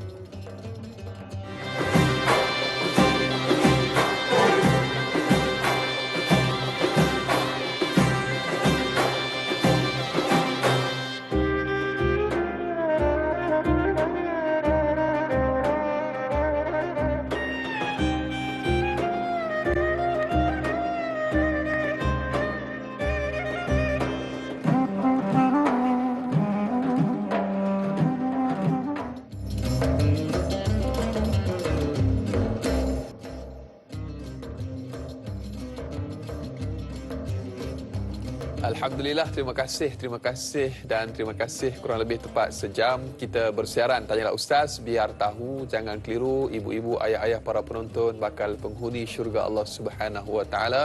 Alhamdulillah, kita masih lagi berbicara topik ibadah mudahnya ke syurga. Mudahnya ke syurga. Kita bersama yang berbahagia Ustaz Roslan Muhammad. Kita masih lagi, masya-Allah tabarakallah, para penonton berjuang dengan pandemik COVID-19. Suka untuk saya mengingatkan diri saya dan juga seluruh sidang penonton dan seluruh rakyat Malaysia untuk kita terus mematuhi SOP yang telah pun digariskan. InsyaAllah mudah-mudahan kita berdoa Allah Subhanahu Wa Taala memberikan jalan keluar, kekuatan dan semangat kepada kita untuk kita mengharungi pandemik COVID-19 ini, insyaAllah. Baiklah Ustaz, kita nak sambung kita punya jawapan kepada persoalan yang kedua tadi yang diajukan oleh sahabat pemanggil kita tentang jangan ambil risiko, Ustaz. Masya-Allah tabarakallah. Mungkin sedikit huraian daripada Ustaz. Yang pertama sekali, soalan itu menarik. Soalan agak akademik sikit, soal ilmiah sikit. Pertama sekali, hidup ini penuh risiko sebenarnya. Betul. Saya kena tegaskan, hidup ini penuh risiko. Dengan maksud, buat yang baik berpahala, buat yang buruk dosa. Itu antara ketentuan Allah Azza wa Jalla. Sehingga bila mana kita sampai di alam sana nanti, risiko lagi besar. Betul. Sebab apa? Sebab di sana bukan alam mohon ampun lagi dah. Allah. Bukan alam nak menambah pahala. Bukan alam nak baca Quran. Bukan alam untuk dengar tanya ustaz lagi dah. Alam sana, alam hanya terima pembalasan. Fa amma man thaqulat mawazinuhu fahuwa fi 'aishatin radiyah. Siapa yang berat timbangan amal, maka syurga menanti. Allah. Wa amma man khaffat mawazinuhu fahuwa fa ummu hawiyah. Siapa yang ringan timbangan amal, banyak kejahatan, maka hawiyah menanti. Hawiyah itu neraka. Allah. Dalam surah Al-Qari'ah. Jadi bila sebut tentang jangan ambil risiko, maka tak boleh hidup lah. Bila hidup memang risiko ada. Allah Akbar. Bila risiko ada, itu bukan bebanan. Sebab Allah sedia untuk beri kita kebaikan. Bila Allah sebut dalam Quran, Allah sebut tentang wahadainahu najdain. Kami berikan masih dua jalan. Jalan apa? Jalan kebaikan dan dosa. Jadi kita berjalan kebaikan lah. Sebab kita ada akal yang waras, bukan was-was. Hati yang suci, bukan kotor. Jiwa yang tenang, bukan sakit. Betul. Bila kita ada kuatan, pilih jalan yang baik. Nak ilmu, nak mengaji sunat. Persoalan sekarangnya ialah, bila kita kata jangan berisiko, kemudian hidup hanya sekali. Betul. Memang hidup bukan sekali. Hidup dua kali. Sebab itulah pepatah yang kata hidup hanya sekali, pepatah yang perlu kita lenyap daripada alam bumi ini. Sahabat tuan-tuan, sebab hidup dua kali. Hidup di alam bumi dan hidup kekal alam akhirat. Tak sama, sangat tak sama. Betul. Sama maksud hidup alam bumi dalam suara sekarang. Ada nafas, nyawa, ada keluarga, anak isteri, pekerjaan, harta. Tapi hidup di alam sana, hidup juga. Tapi hidup bukan bekerja. Hidup untuk menerima keputusan Allah Azza wa Jalla. Jadi kalau siapa yang kata hidup hanya sekali, itu satu kata-kata yang palsu, kata-kata yang tak betul, kata-kata perlu kita benamkan sama sekali. Falsafah orang mukmin, hidup dua kali. Bila dua kali bermakna kita nak hidup yang bagaimana? Allah, bahagia. Hidup bahagia. InsyaAllah. Betul dalam satu kata-kata sahabat kata apa? I'mal li dunyaka ka'annaka ta'ishu abadan wa'amal li akhiratika ka'annaka tamutu ghadan. Ini kata-kata ada yang kata Ibn Abbas yang kata, ada yang kata Ali kata, tapi kata sahabat bukan Nabi. Kata-kata benar. Kata para sahabat kita, bekerjalah kamu untuk urusan dunia seolah kamu hidup selama-lamanya. Dan buatlah ibadat untuk akhirat seolah kamu akan mati besok. Nampak tuan-tuan? Maka kita punya risiko ada. Kalau kita hidup dunia, kerja, ibadat tak ada, masalah besar. Allah. Kita buat kerja akhirat sampai dunia tinggal. Mengaji, habis satu juzuk satu hari. Habis 6 juzuk, tapi kerja malas. Anak-anak lintang pukan tunggal langgang. Duit tak cari contohnya. Makan minum, orang yang tolong bantu. Masalah juga. Allah. Jadi sini menunjuk kepada kita, dalam beragama ini kita kena ada di sana tawazun. Apa dia? Perseimbangan. Keseimbangan. Akhirat diraih, dunia dicari. Dunia dihasilkan, akhirat kita capai. Barulah kita ada nilai hidup beragama. InsyaAllah. Mudah ke syurga. Betul. Kalau tidak payahlah kita. Jadi bagi saya, kata-kata hidup ini jangan risiko tak betul. Memang ada risikonya. Sebab risiko itu datang kepada kita juga, bukan Allah Azza wa Jalla. Allahu Akbar. Allah hanya beri keputusan atas amal kita. Baik pahala, jahat dosa. Wallahu a'lam. Allahu Akbar. Hidup ini penuh dengan risiko, dan Risiko. risikonya sama ada akan menentukan kita syurga Cantik. maupun sebaliknya, dan kita berdoa kepada Allah mudah-mudahan dipandu perjalanan kehidupan kita insya-Allah. Dan berikutnya Ustaz, kalau boleh kita raikan lagi soalan menerusi sahabat di Facebook yang bertanya, Nazita Mat Sulaiman. Assalamualaikum Ustaz dan dai. Waalaikumsalam warahmatullahi. Boleh Ustaz huraikan ayat 214 dalam surah Al-Baqarah? Adakah patut kamu menyangka bahawa kamu akan masuk syurga padahal belum sampai kepada kamu ujian dan cubaan seperti yang telah berlaku kepada orang-orang yang terdahulu daripada kamu? Syukran jazilan Ustaz, dai dan semua kru yang bertugas. Masya-Allah tabarakallah. Ini satu ayat yang mendalam maknanya Ustaz dan perlu kepada pemahaman yang tepat. Sedikit huraian daripada yang berbahagia Ustaz untuk surah Al-Baqarah ayat 214 Ustaz. Dalam surah Al-Baqarah, saya nak tengok ayatnya supaya clear dan jelas ya dalam kita punya perbincangan pada pagi ini. Bersama tuan-tuan ya. Ayat berapa? 214 dalam surah Al-Baqarah. Adakah Apa patut kata Allah Azza wa Jalla daripada Al-Quran Karim? Kita tengok tuan-tuan. A'udzubillahi minasyaitanirrajim. Bismillahirrahmanirrahim. Apa kata Allah Azza wa Jalla? Am hasibtum an tadkhulul jannata wa lamma ya'tikum mathul ladzina khalu min qablikum massatuhumul ba'sa'u wad-dharra wa zulzilu hatta yaqul ar-rasulu wal ladzina amanu ma'ah mata nasrullah ala inna nasrallahi qaribun. Baik. Ayat ini dalam surah Al-Baqarah itu 4. Allah bertanya kita, apakah menyangka yang kamu ke syurga sedangkan kepada kamu pendatang keadaan macam-macam, situasi kamu dalam keadaan diuji Allah dengan kepayahan macam-macam, dan kamu diuji wazulzilu hatta yaqulu, sampai kamu diuji sampai kamu kata Rasul dan Nabi orang beriman sekalian. Ini sampai peringkat kita tanya Allah, mata nasrullah, Allah. bila datang bantuan Allah kepada kami. Ala inna nasrallahi qarib. Tuan-tuan begini, hidup ini dalam hukum beragama memang ujian. Kita boleh bersangka kepada Allah Azza wa Jalla. Allah uji itu tujuan apa? Untuk melihat kita hatinya benar ataupun tidak benar. Hidupnya penuh dengan ilmu atau kejahatan, dosa macam mana. Jadi dalam hal ini ada ayat yang lain sokongannya. Surah Al-Ankabut Allah sebut kita. Sama juga. Am hasibtum an Allah sebut dalam surah Al-Ankabut ayat kedua lagi, ahasiban nasu an yutraku an yaqulu amanna wa hum la yuftan. Apakah mereka berkata kami dah beriman sedangkan tak diuji oleh Allah Azza wa Jalla? Jadi jangan kita lupa bahawa ujian itu sebahagian cara untuk Allah perkukuhkan nilai keimanan kita kepada Allah Azza wa Jalla. Allahu Akbar. Berapa banyak tuan-tuan hari ini orang yang ditimpa penyakit kembali ke pangkal Allahu jalan. Berapa banyak orang Allah uji dengan penyakit yang tak sembuh itu kembali kepada Allah Azza wa Jalla. Allahu Berapa ramai. Ini rezeki sebenarnya. Betul. Sebab ada orang yang lalai sampai ke mati, tapi ada orang Allah uji, dia mula menangis, mula insaf, kembali kepada Allah Azza wa Jalla. Jadi sebab tu harga sebab ujian ni bukan kecil. Mahal Ustaz. Bukan kecil, mahal harganya. Sebab itulah kita bukan minta ujian. Betul. Tapi bila Allah uji, kita kena ikut dia punya jalur agama supaya kita tahu rupa Allah uji aku ni mengisafkan aku. Aku lama dah tak ibadat sembahyang. Aku lama dah tak buat kebaikan. Aku lama terlibat kejahatan. Ya Allah, dalam usia aku sekian, Engkau sayang lagi ya Allah. Insaf. Menyebabkan kata Allah Azza wa Jalla, ala inna nasrallahi qarib, Allah akan bantu kamu dekat sangat. Dekat ni tuan-tuan, kita boleh ukur dengan jarak 1 hari 2 hari, tapi Allah sentiasa jadikan kita dalam keadaan boleh kembali ke pangkal jalan. Sebab tu ada seorang ulama, saya tak ingat kata silap saya, Hasan Basri juga, saya cerita tadi, dia pernah kata bahawa dalam hidup ada 2 benda yang kita kena ingat. 2 benda. Tak salah ingatan saya lah, kata ulama lah, bukan hadis. Yang pertama, kita kena banyak sentiasa meratapi atas dosa-dosa kita. Kenapa? Rupa dosa kita tadi menjadi sesuatu yang akan memberikan kita keinsafan.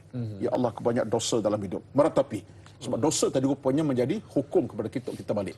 Yang kedua, kita sentiasa ingat akan kebaikan kita yang tak banyak pun. Sedang kita nak syurga Allah Azza wa Jalla. Sebab tu orang beriman, jangan dia hidup keadaan seronok dengan pahala dia buat. Tadi kita sebutkan. Kecuali dengan rahmat Allah Azza wa Jalla. Mungkin orang tu pahala sikit, tapi rahmat Allah menantinya syurga terus. Macam peristiwa yang berlaku pada seorang pemuda yang telah bunuh 90 orang kan. Dalam hadis yang sahih itu, dia Imam Muslim. Akhirnya, dengan niat dia untuk berubah jadi orang baik, di jalan dia meninggal dunia, malaikat rahmat datang ambil nyawa untuk bawa syurga. Padahal dia bunuh orang 100 orang dah. Bayangkan dosanya bunuh orang ni. Tapi akhirnya Allah sayang kepada dia kerana niatnya, hatinya tulus, ikhlas, mulus kepada Allah. Akhirnya syurga menanti. Allahu Akbar. Wallahu a'lam. Allah Subhanahu wa taala membuka seluas luasnya jalan kepada kita untuk menuju ke syurganya, dan mudah-mudahan kita mengambil jalan tersebut. Amin, insya-Allah. Mudah-mudahan. Dan pemanggil Ustaz yang berikutnya di talian pada ketika ini, Encik Ilyas Abu Bakar. Halo, Assalamualaikum. Waalaikumsalam warahmatullahi. Saya Anas ya ni. Ya. Apa khabar Tuan Dan Haji? juga Ustaz Muhammad Ruslan. Ya, Sihat, ya? Haji. Alhamdulillah. Soalan saya begini. Ya. Ustaz, dikatakan Sila. mudahnya ke syurga. Ya. Mudahnya ke syurga. Jadi soalannya, orang perempuan lebih mudah masuk syurga. Baik, betul. Sama jaga solat, jaga puasa, jaga kehormatan dan taat pada suami. Nampaknya mudah 4 perkara itu saja. Tapi bagi orang lelaki, dia ada tanggungjawabnya banyak. Di atas atas kepala jembala batu, atas kepalanya. Tanggungjawabnya dengan anak pinaknya, keluarganya. Dan bagaimanakah untuk memudahkan orang lelaki ni yang sebagai pemimpin dalam keluarga, Baik. untuk mudah ke syurga? Adakah perlu juga ia kata taat kepada Allah dan juga dengan manusia pun. Hasbunallah. Dengan manusia pun kita kena berbaik-baik, berkebajikan dengan manusia.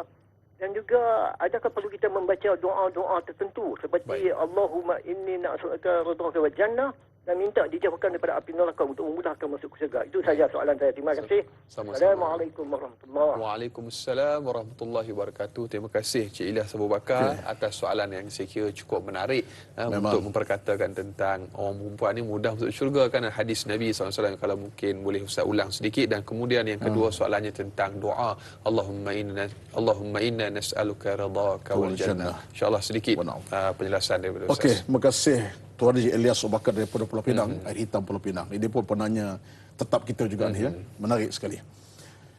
Kenyataan beliau itu ada benarnya dan ada sedikit mungkin daripada sudut bukan tak benar. Sedikit perlu diperbetulkan. Sebenarnya lelaki perempuan hakikatnya semuanya Allah permudah ke syurga. Bukan kerana perempuan saja. Soal lelaki ini satu bebanan, memikul beban rumah tangga, beban anak-anak, beban harta benda. Jadi susah sangat ya. Negara pergi dulu syurga, dia perempuan. Insya-Allah. Sebenarnya dalam hukum beragama, baik laki baik perempuan Allah permudahkan. Sebab apa? Laki perempuan semuanya hamba Allah belaka.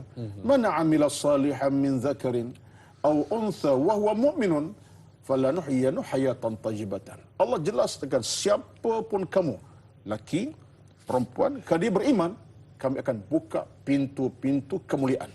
Tayyibah ni pintu rezeki, pintu kemuliaan, pintu syurga, pintu pahala. Laki perempuan. Jadi tak ada diskriminasi dalam hal ini. Cuma tinggal lagi adalah kelebihan tertentu. dalam hadis berkait dengan perempuan mudah syurga. Saya terima. Sebab apa? Sebab Nabi sebut dalam satu hadis daripada Imam Ahmad. Nabi kata apa? Kata Nabi SAW daripada hadisnya, Nabi kata apa? Idza sallatil mar'atu khamsaha wa samat syahraha wa hafizat farjaha wa ta'at zawjaha qila lah udkhul jannata min ayyi abwabiha thamaniyah ma syi'ti. Kata Nabi, bila orang perempuan itu dia jaga puasanya, jaga solatnya, taat pada suaminya, jaga kemaluan maruah dirinya. Kata Nabi, bila sampai di mahsyar, Allah kata, hei perempuan beriman, masuklah syurga.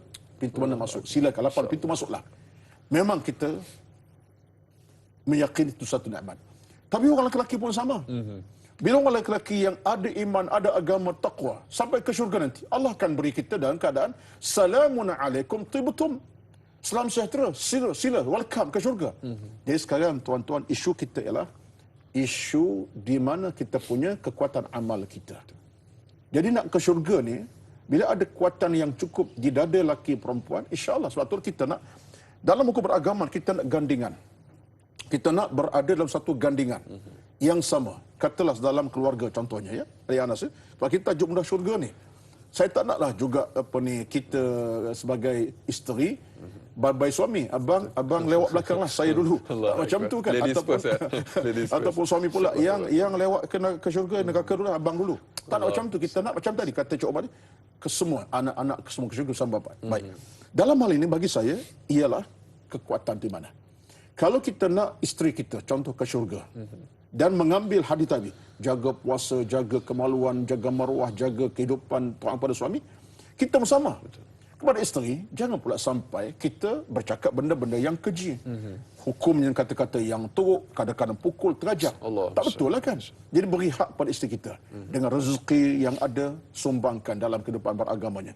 Suruh dia semayang sama kita. Jadi kalau ada seimbangan macam tu, maka tuan-tuan, si suami pun mudah ke syurga, si isteri ke syurga, si laki-laki mudah ke syurga, si perempuan juga mudah ke syurga. Maka tak ada alasan sebenarnya. Cuma memanglah ada di sana sedikit sebanyak dia punya kekuatan dan kelemahan. Laki-laki ini memang disebut sebagai qawwam ala nisa. Seorang suami lebih dari sikit tugasnya memimpin agama, memimpin harta, cari harta. Betullah kita kena ilmu yang cukup di dada. Sebab tu kata seorang tokoh besar dalam bidang ilmu ni, iaitu siapa? Kata, minta maaf tuan-tuan nak tengok bacaan saya di sini. Kata Imam Ghazali, dia kata apa? Imam Ghazali kata apa? Wal ilmu nafi'u ma yazidu fi khawfika min ta'ala. Orang ada ilmu ni, dia makin takut kepada Allah Azza wa Jalla. Jadi seorang perempuan ada ilmu, dia makin dekat Allah. Seorang lelaki ada ilmu, makin dekat Allah, makin takut kepada Allah. Jadi asasnya ialah kita kena ada ilmu yang cukup dan ada kekuatan hati yang mulia. Allahu Akbar. Masya-Allah, tabarakallah. Satu jawapan yang cukup menarik, cukup tuntas daripada yang bagi Ustaz. Mudah-mudahan terjawab persoalan sahabat kita. Dan berikutnya Ustaz, kalau boleh kita raikan lagi soalan daripada sahabat Facebook kita yang bertanya, Ahmad Anwar di Facebook. Assalamualaikum Ustaz dan Da'i. Waalaikumsalam warahmatullahi. Bolehkah kita mengharapkan anak yang akan menjadi penyelamat untuk kita masuk ke syurga seperti menyuruh mereka menghafal Al-Quranul Karim? Mohon pencerahan daripada yang berbahagia Ustaz, biar tahu, jangan keliru. Allahu Akbar. Sebagaimana kita tahu Ustaz, anak-anak ni dia boleh memberi syafaat kepada ibu dan juga ayah sesuai dengan sabdaan Nabi sallallahu alaihi wasallam, dan insya-Allah kita akan huraikan perbahasan jawapan yang diajukan ini dalam lanjutan 30 minit siaran tambahan di TV9. Kita nak tamat di TV3. Terima kasih atas tontonan anda. Saudara, biasakan kehidupan normal baharu. Dakwah Tanyalah Ustaz, sampaikan biar tahu, jangan keliru. Kembali bergabung di TV9 selepas ini.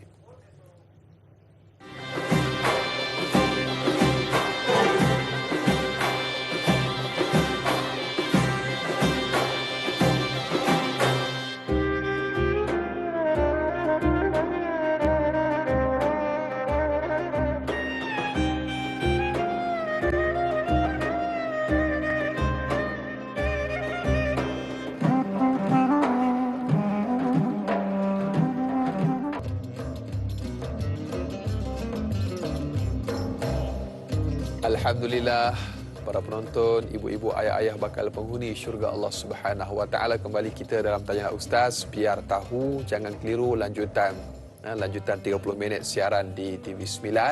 Alhamdulillah, terima kasih kerana masih lagi terus setia bersama dengan kami dengan topik ibadah, mudahnya ke syurga. Kita masih lagi bersama yang berbahagia Ustaz Roslan Muhammad dan para penonton yang ingin mengajukan sebarang persoalan atau kemusykilan.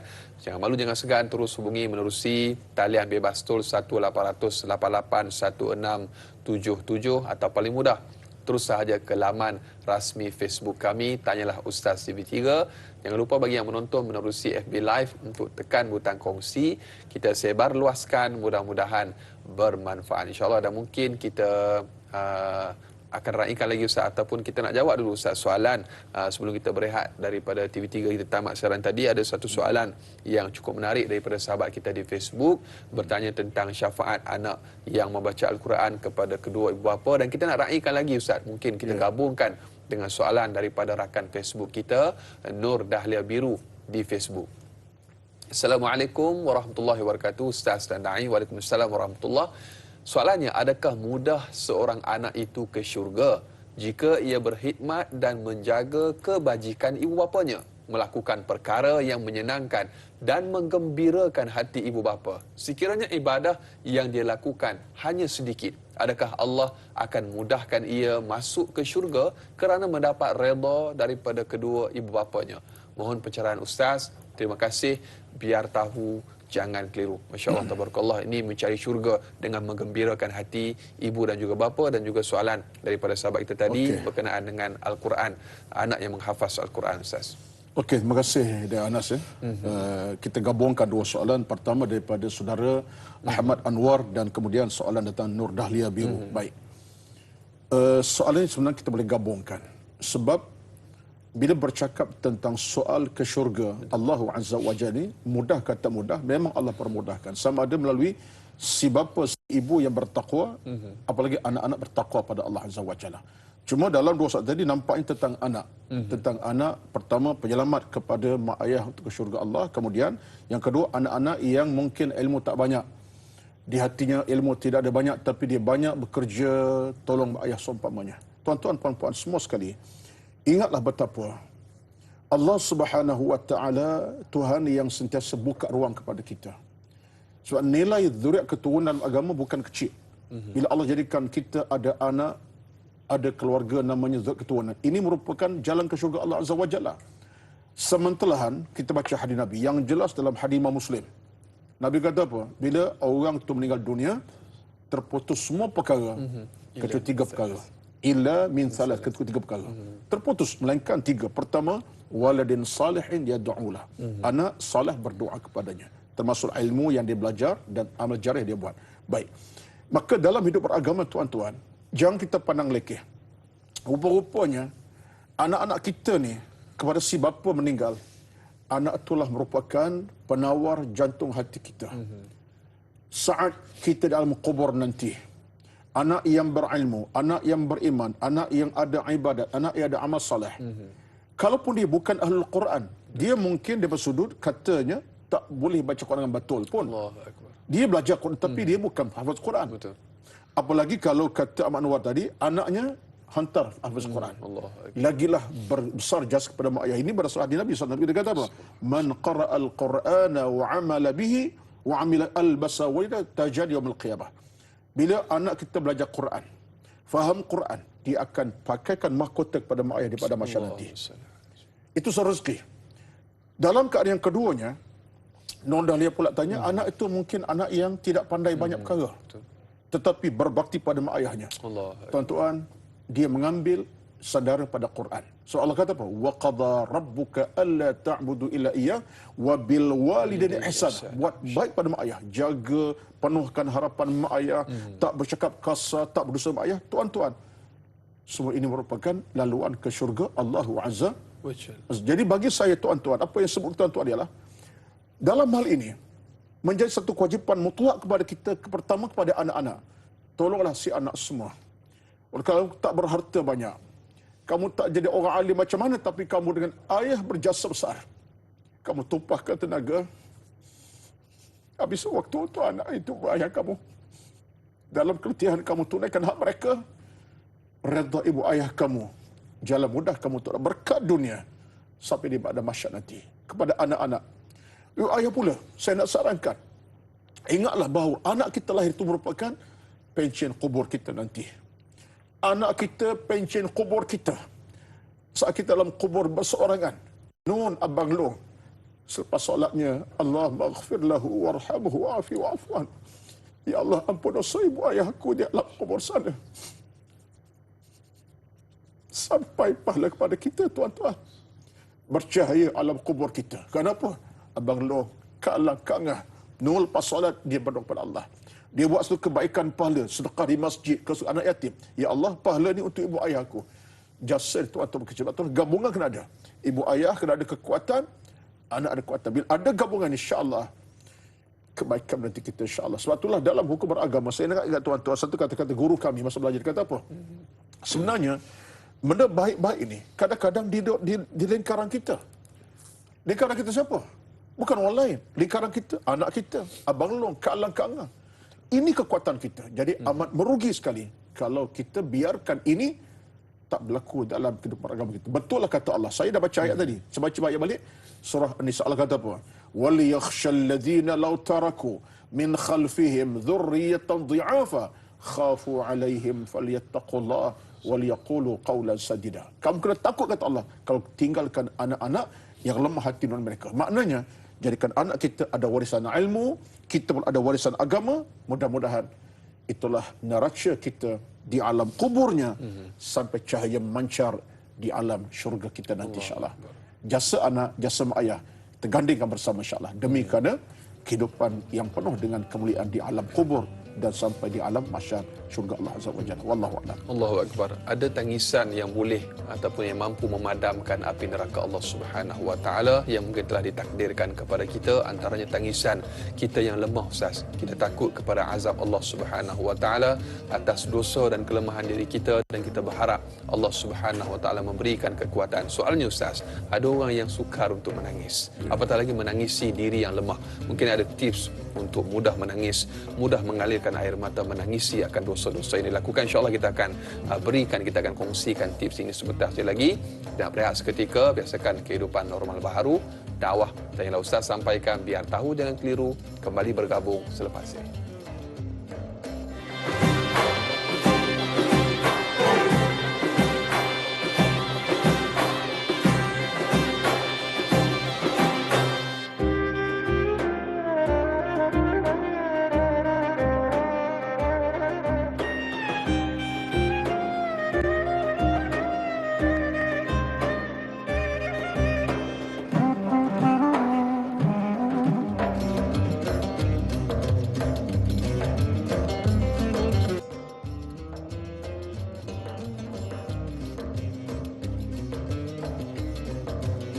Alhamdulillah, sehingga ke hujung rancangan masih lagi terus setia bersama dengan kami. Tanyalah Ustaz, biar tahu jangan keliru, dengan topik ibadah mudahnya ke syurga. Kita masih lagi bersama yang berbahagia Ustaz Roslan Muhammad.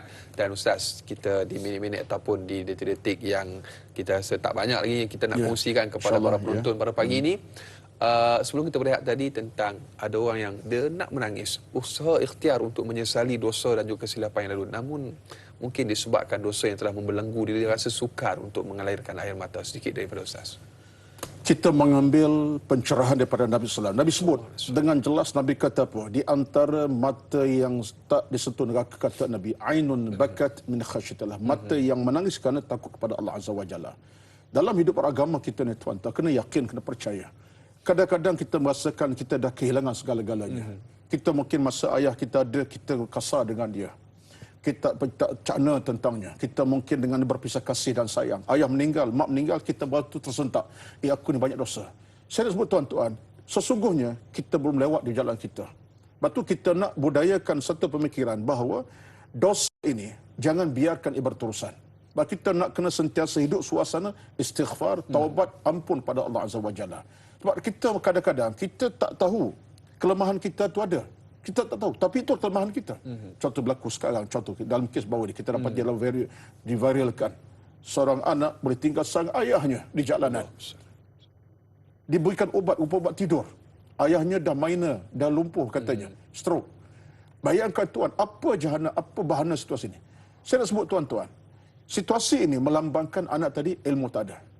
Kalaupun begitu situasinya, anak tadi ada masa untuk balik pangkal jalan kepada ilmu, kepada keimanan pada Allah Azza wa Jalla. Jangan rasa kita sempit hati dada. Penting tambah ilmu di dada, tambah iman dalam hati, yakin kepada Allah yang Maha Pengampun.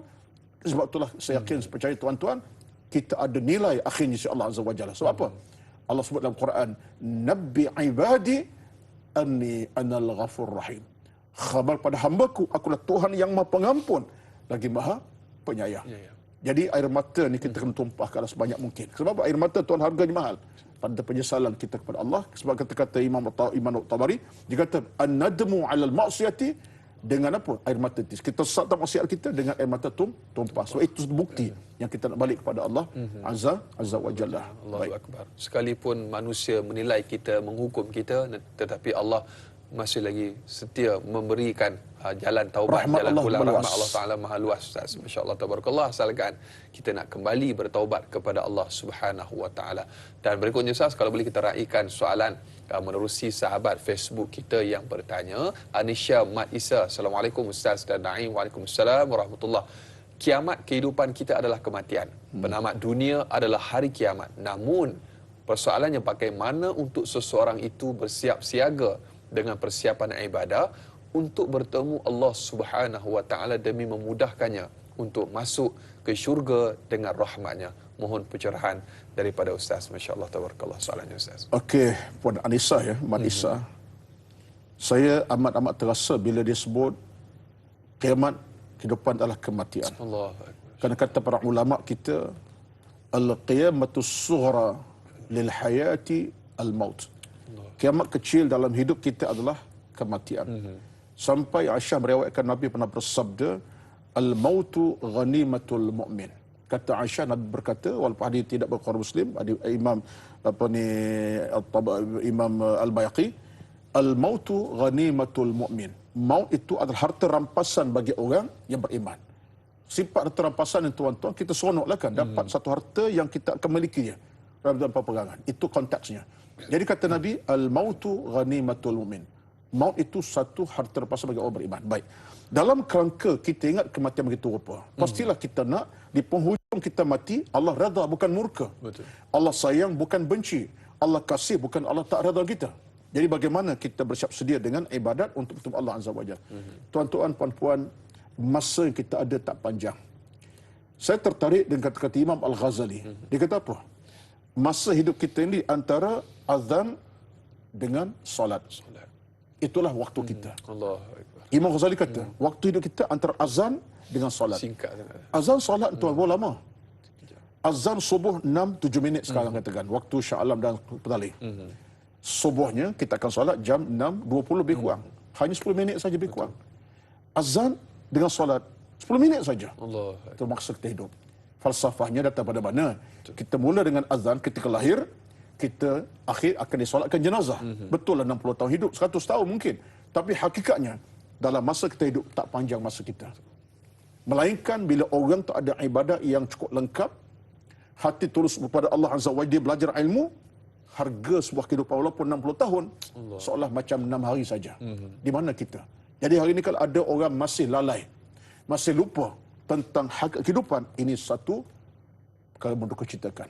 Tak ada benda yang paling mengecewakan kita melainkan orang yang lalai, ghaflah di atas nikmat Allah kepadanya. Jadi bagi buat Aisyah tadi, macam mana kita bersiap-siap? Pertama, kita kena sentiasa isra' ilal amal, segera kepada beramal. Yang kedua, kita al-isra' al-taubah, segera bertaubat. Ketiga, kita kepada al-isra' ilal kepada keimanan, tambah keimanan kita. Dengan gabungan ketiga tadi, tak ada orang yang lalai dan rugi. Yang pasti kita akan beroleh kejayaan, dan bila sampai penghujungnya, kalimah akhir kita apa dia?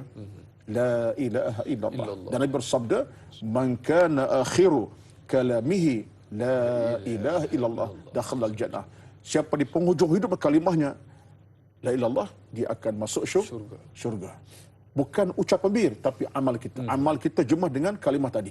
Hati yang tulus, mulus, ikhlas, amal, ilmu yang cukup tidak ada, keinsafan kita ada, itulah wajah kita ketika kita meninggal dunia. Tidak ada kerugian sama sekali. Jadi bagi saya, tuan-tuan, jawapan mudah saya ialah tidak ada di sana kerugian bagi orang kecuali dia nak merugikan diri sendiri.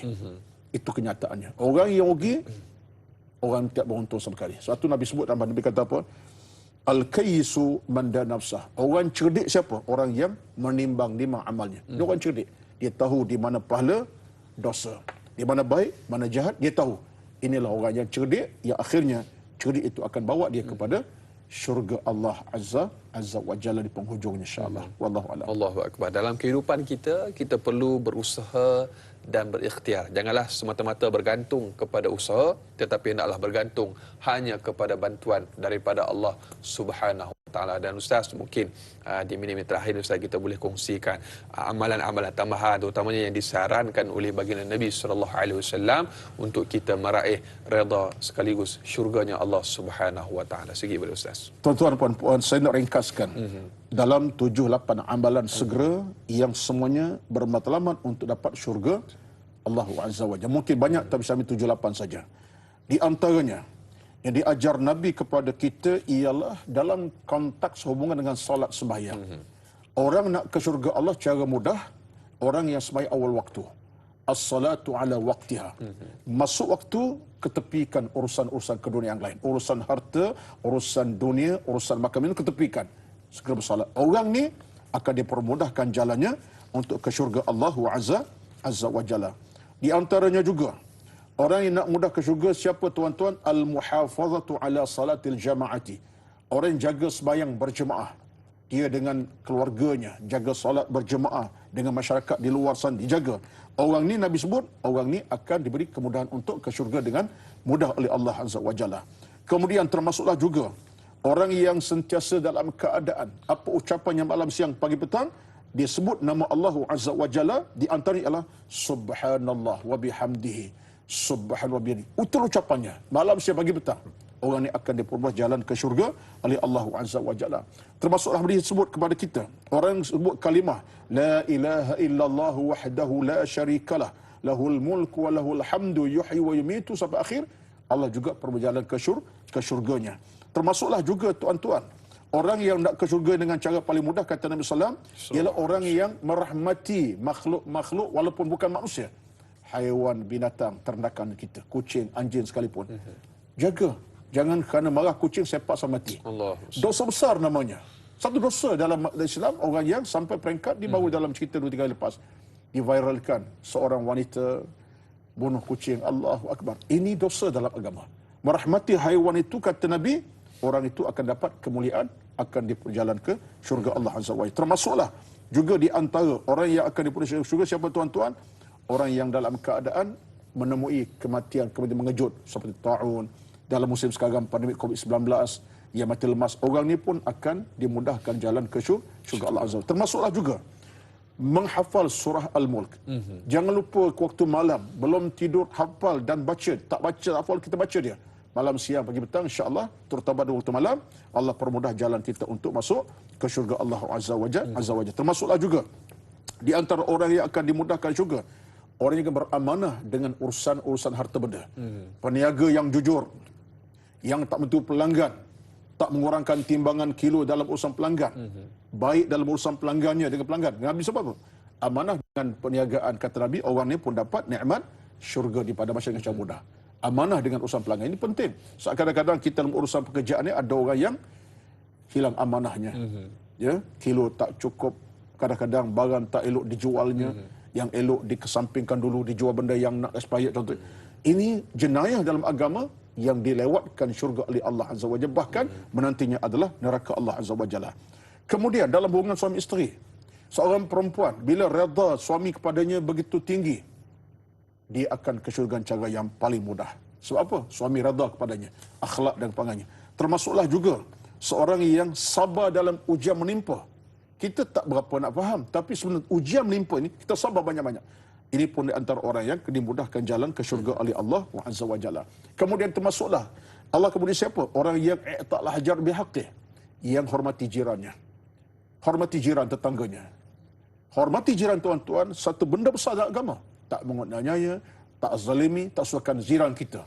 Hidup suasana harmoni, ini pun orang dimudahkan jalan. Jadi dalam agama tuan-tuan, semua ibadat yang berteras kepada ilmu yang cukup di dada, ikhlas dalam beramal kerana Allah Azza wa Jalla, itu semua jalan-jalan ke syurga Allah Azza wa Jalla. Simple, mudah, tapi kadang-kadang bukan mudah nak diamalkan kecuali kita benar insaf dan faham tentang harga ibadat kita akan dikashkan Allah dengan syukur. Sebab tu kata Al-Imam Suyuti, syurga ini seolah-olahnya satu tempat untuk mengkashkan, menunaikan hak kita dalam kita beramal.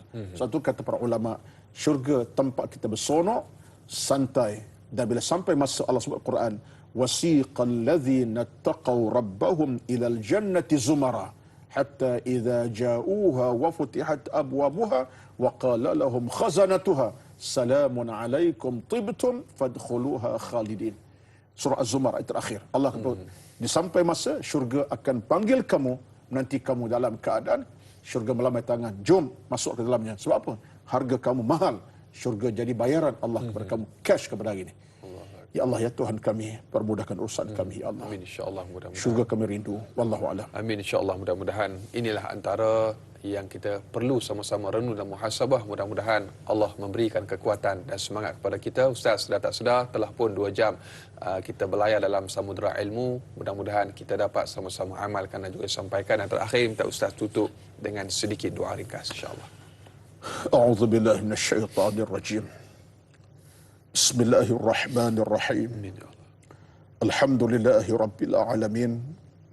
Wassalatu wassalamu ala sayyidina Muhammadin asyrafil anbiya'i wal mursalin. Amin ya Allah. Wa ala alihi wa sahbihi ajma'in. Amin ya Allah. Allahumma lakal hamd kama yanbaghi li jalali wajhika wa 'azimi sultanik. Amin ya Allah. اللهم تقبل منا إنك أنت العليم الحكيم. Amin. لا إله إلا أنت سبحانك إنا كنا من الظالمين. Amin ya Allah. اللهم تقبل منا إنك أنت العليم الحكيم. Amin. ولا حول ولا قوة إلا بالله العلي العظيم. Amin. Ya Allah, ya Tuhan kami, rahmatilah kami dengan keimanan dan ketakwaan. Jadikan kami hamba-Mu, ya Allah, dipermudahkan jalan-jalan kami ke syurga-Mu, ya Allah. Kabulkan amalan kami, kabulkan doa-doa kami, kabul rintihan doa-doa kami saran, ya Allah. Ya Allah, ya Tuhan, angkat penyakit-penyakit menakutkan kami. Kembalikan kami dalam keamanan, kesentosan, kebahagiaan. Innaka ala kulli syai'in qadir. Ya Allah, pimpin didikan bersama anak-anak kami, keluarga kami, ya Allah, ke jalan syurga-Mu, ya Allah. Dunia kami diberi kebahagiaan, akhirat kami diberikan keselamatan, keridaan-Mu, ya Allah. Wa sallallahu ala sayyidina Muhammad wa ala alihi wa sahbihi ajma'in. Subhana rabbika rabbil izzati amma yasifun. Wassalamun ala al-mursalin. Walhamdulillahi rabbil alamin. Taqabbalallahu minkum. Minna wa minkum taqabbal ya karim. Amin amin ya rabbal alamin. Alhamdulillah, terima kasih diucapkan kepada yang bahagia Ustaz Rasulullah Muhammad atas kesudian untuk bersama-sama kita topik ibadah mudahnya ke syurga. Dan seperti biasa para penonton bakal penghuni syurga Allah Subhanahu wa taala. Dan Ustaz akan kembali bersiaran pada esok hari. Moderatornya Da'i Aiman, sahabat saya, dan juga panel Ustaz Amran Yusof. Topik pada esok hari, hadis hamba yang dicintai Allah Subhanahu wa taala. Jadi terus setia menonton Tanyalah Ustaz pada esok hari. Dan seperti biasa, jangan mencari yang sempurna, sempurnakan apa yang ada. Tidak ada yang sempurna melainkan Allah Subhanahu wa taala. Sehingga berjumpa lagi. Assalamualaikum warahmatullahi wabarakatuh. Assalamualaikum.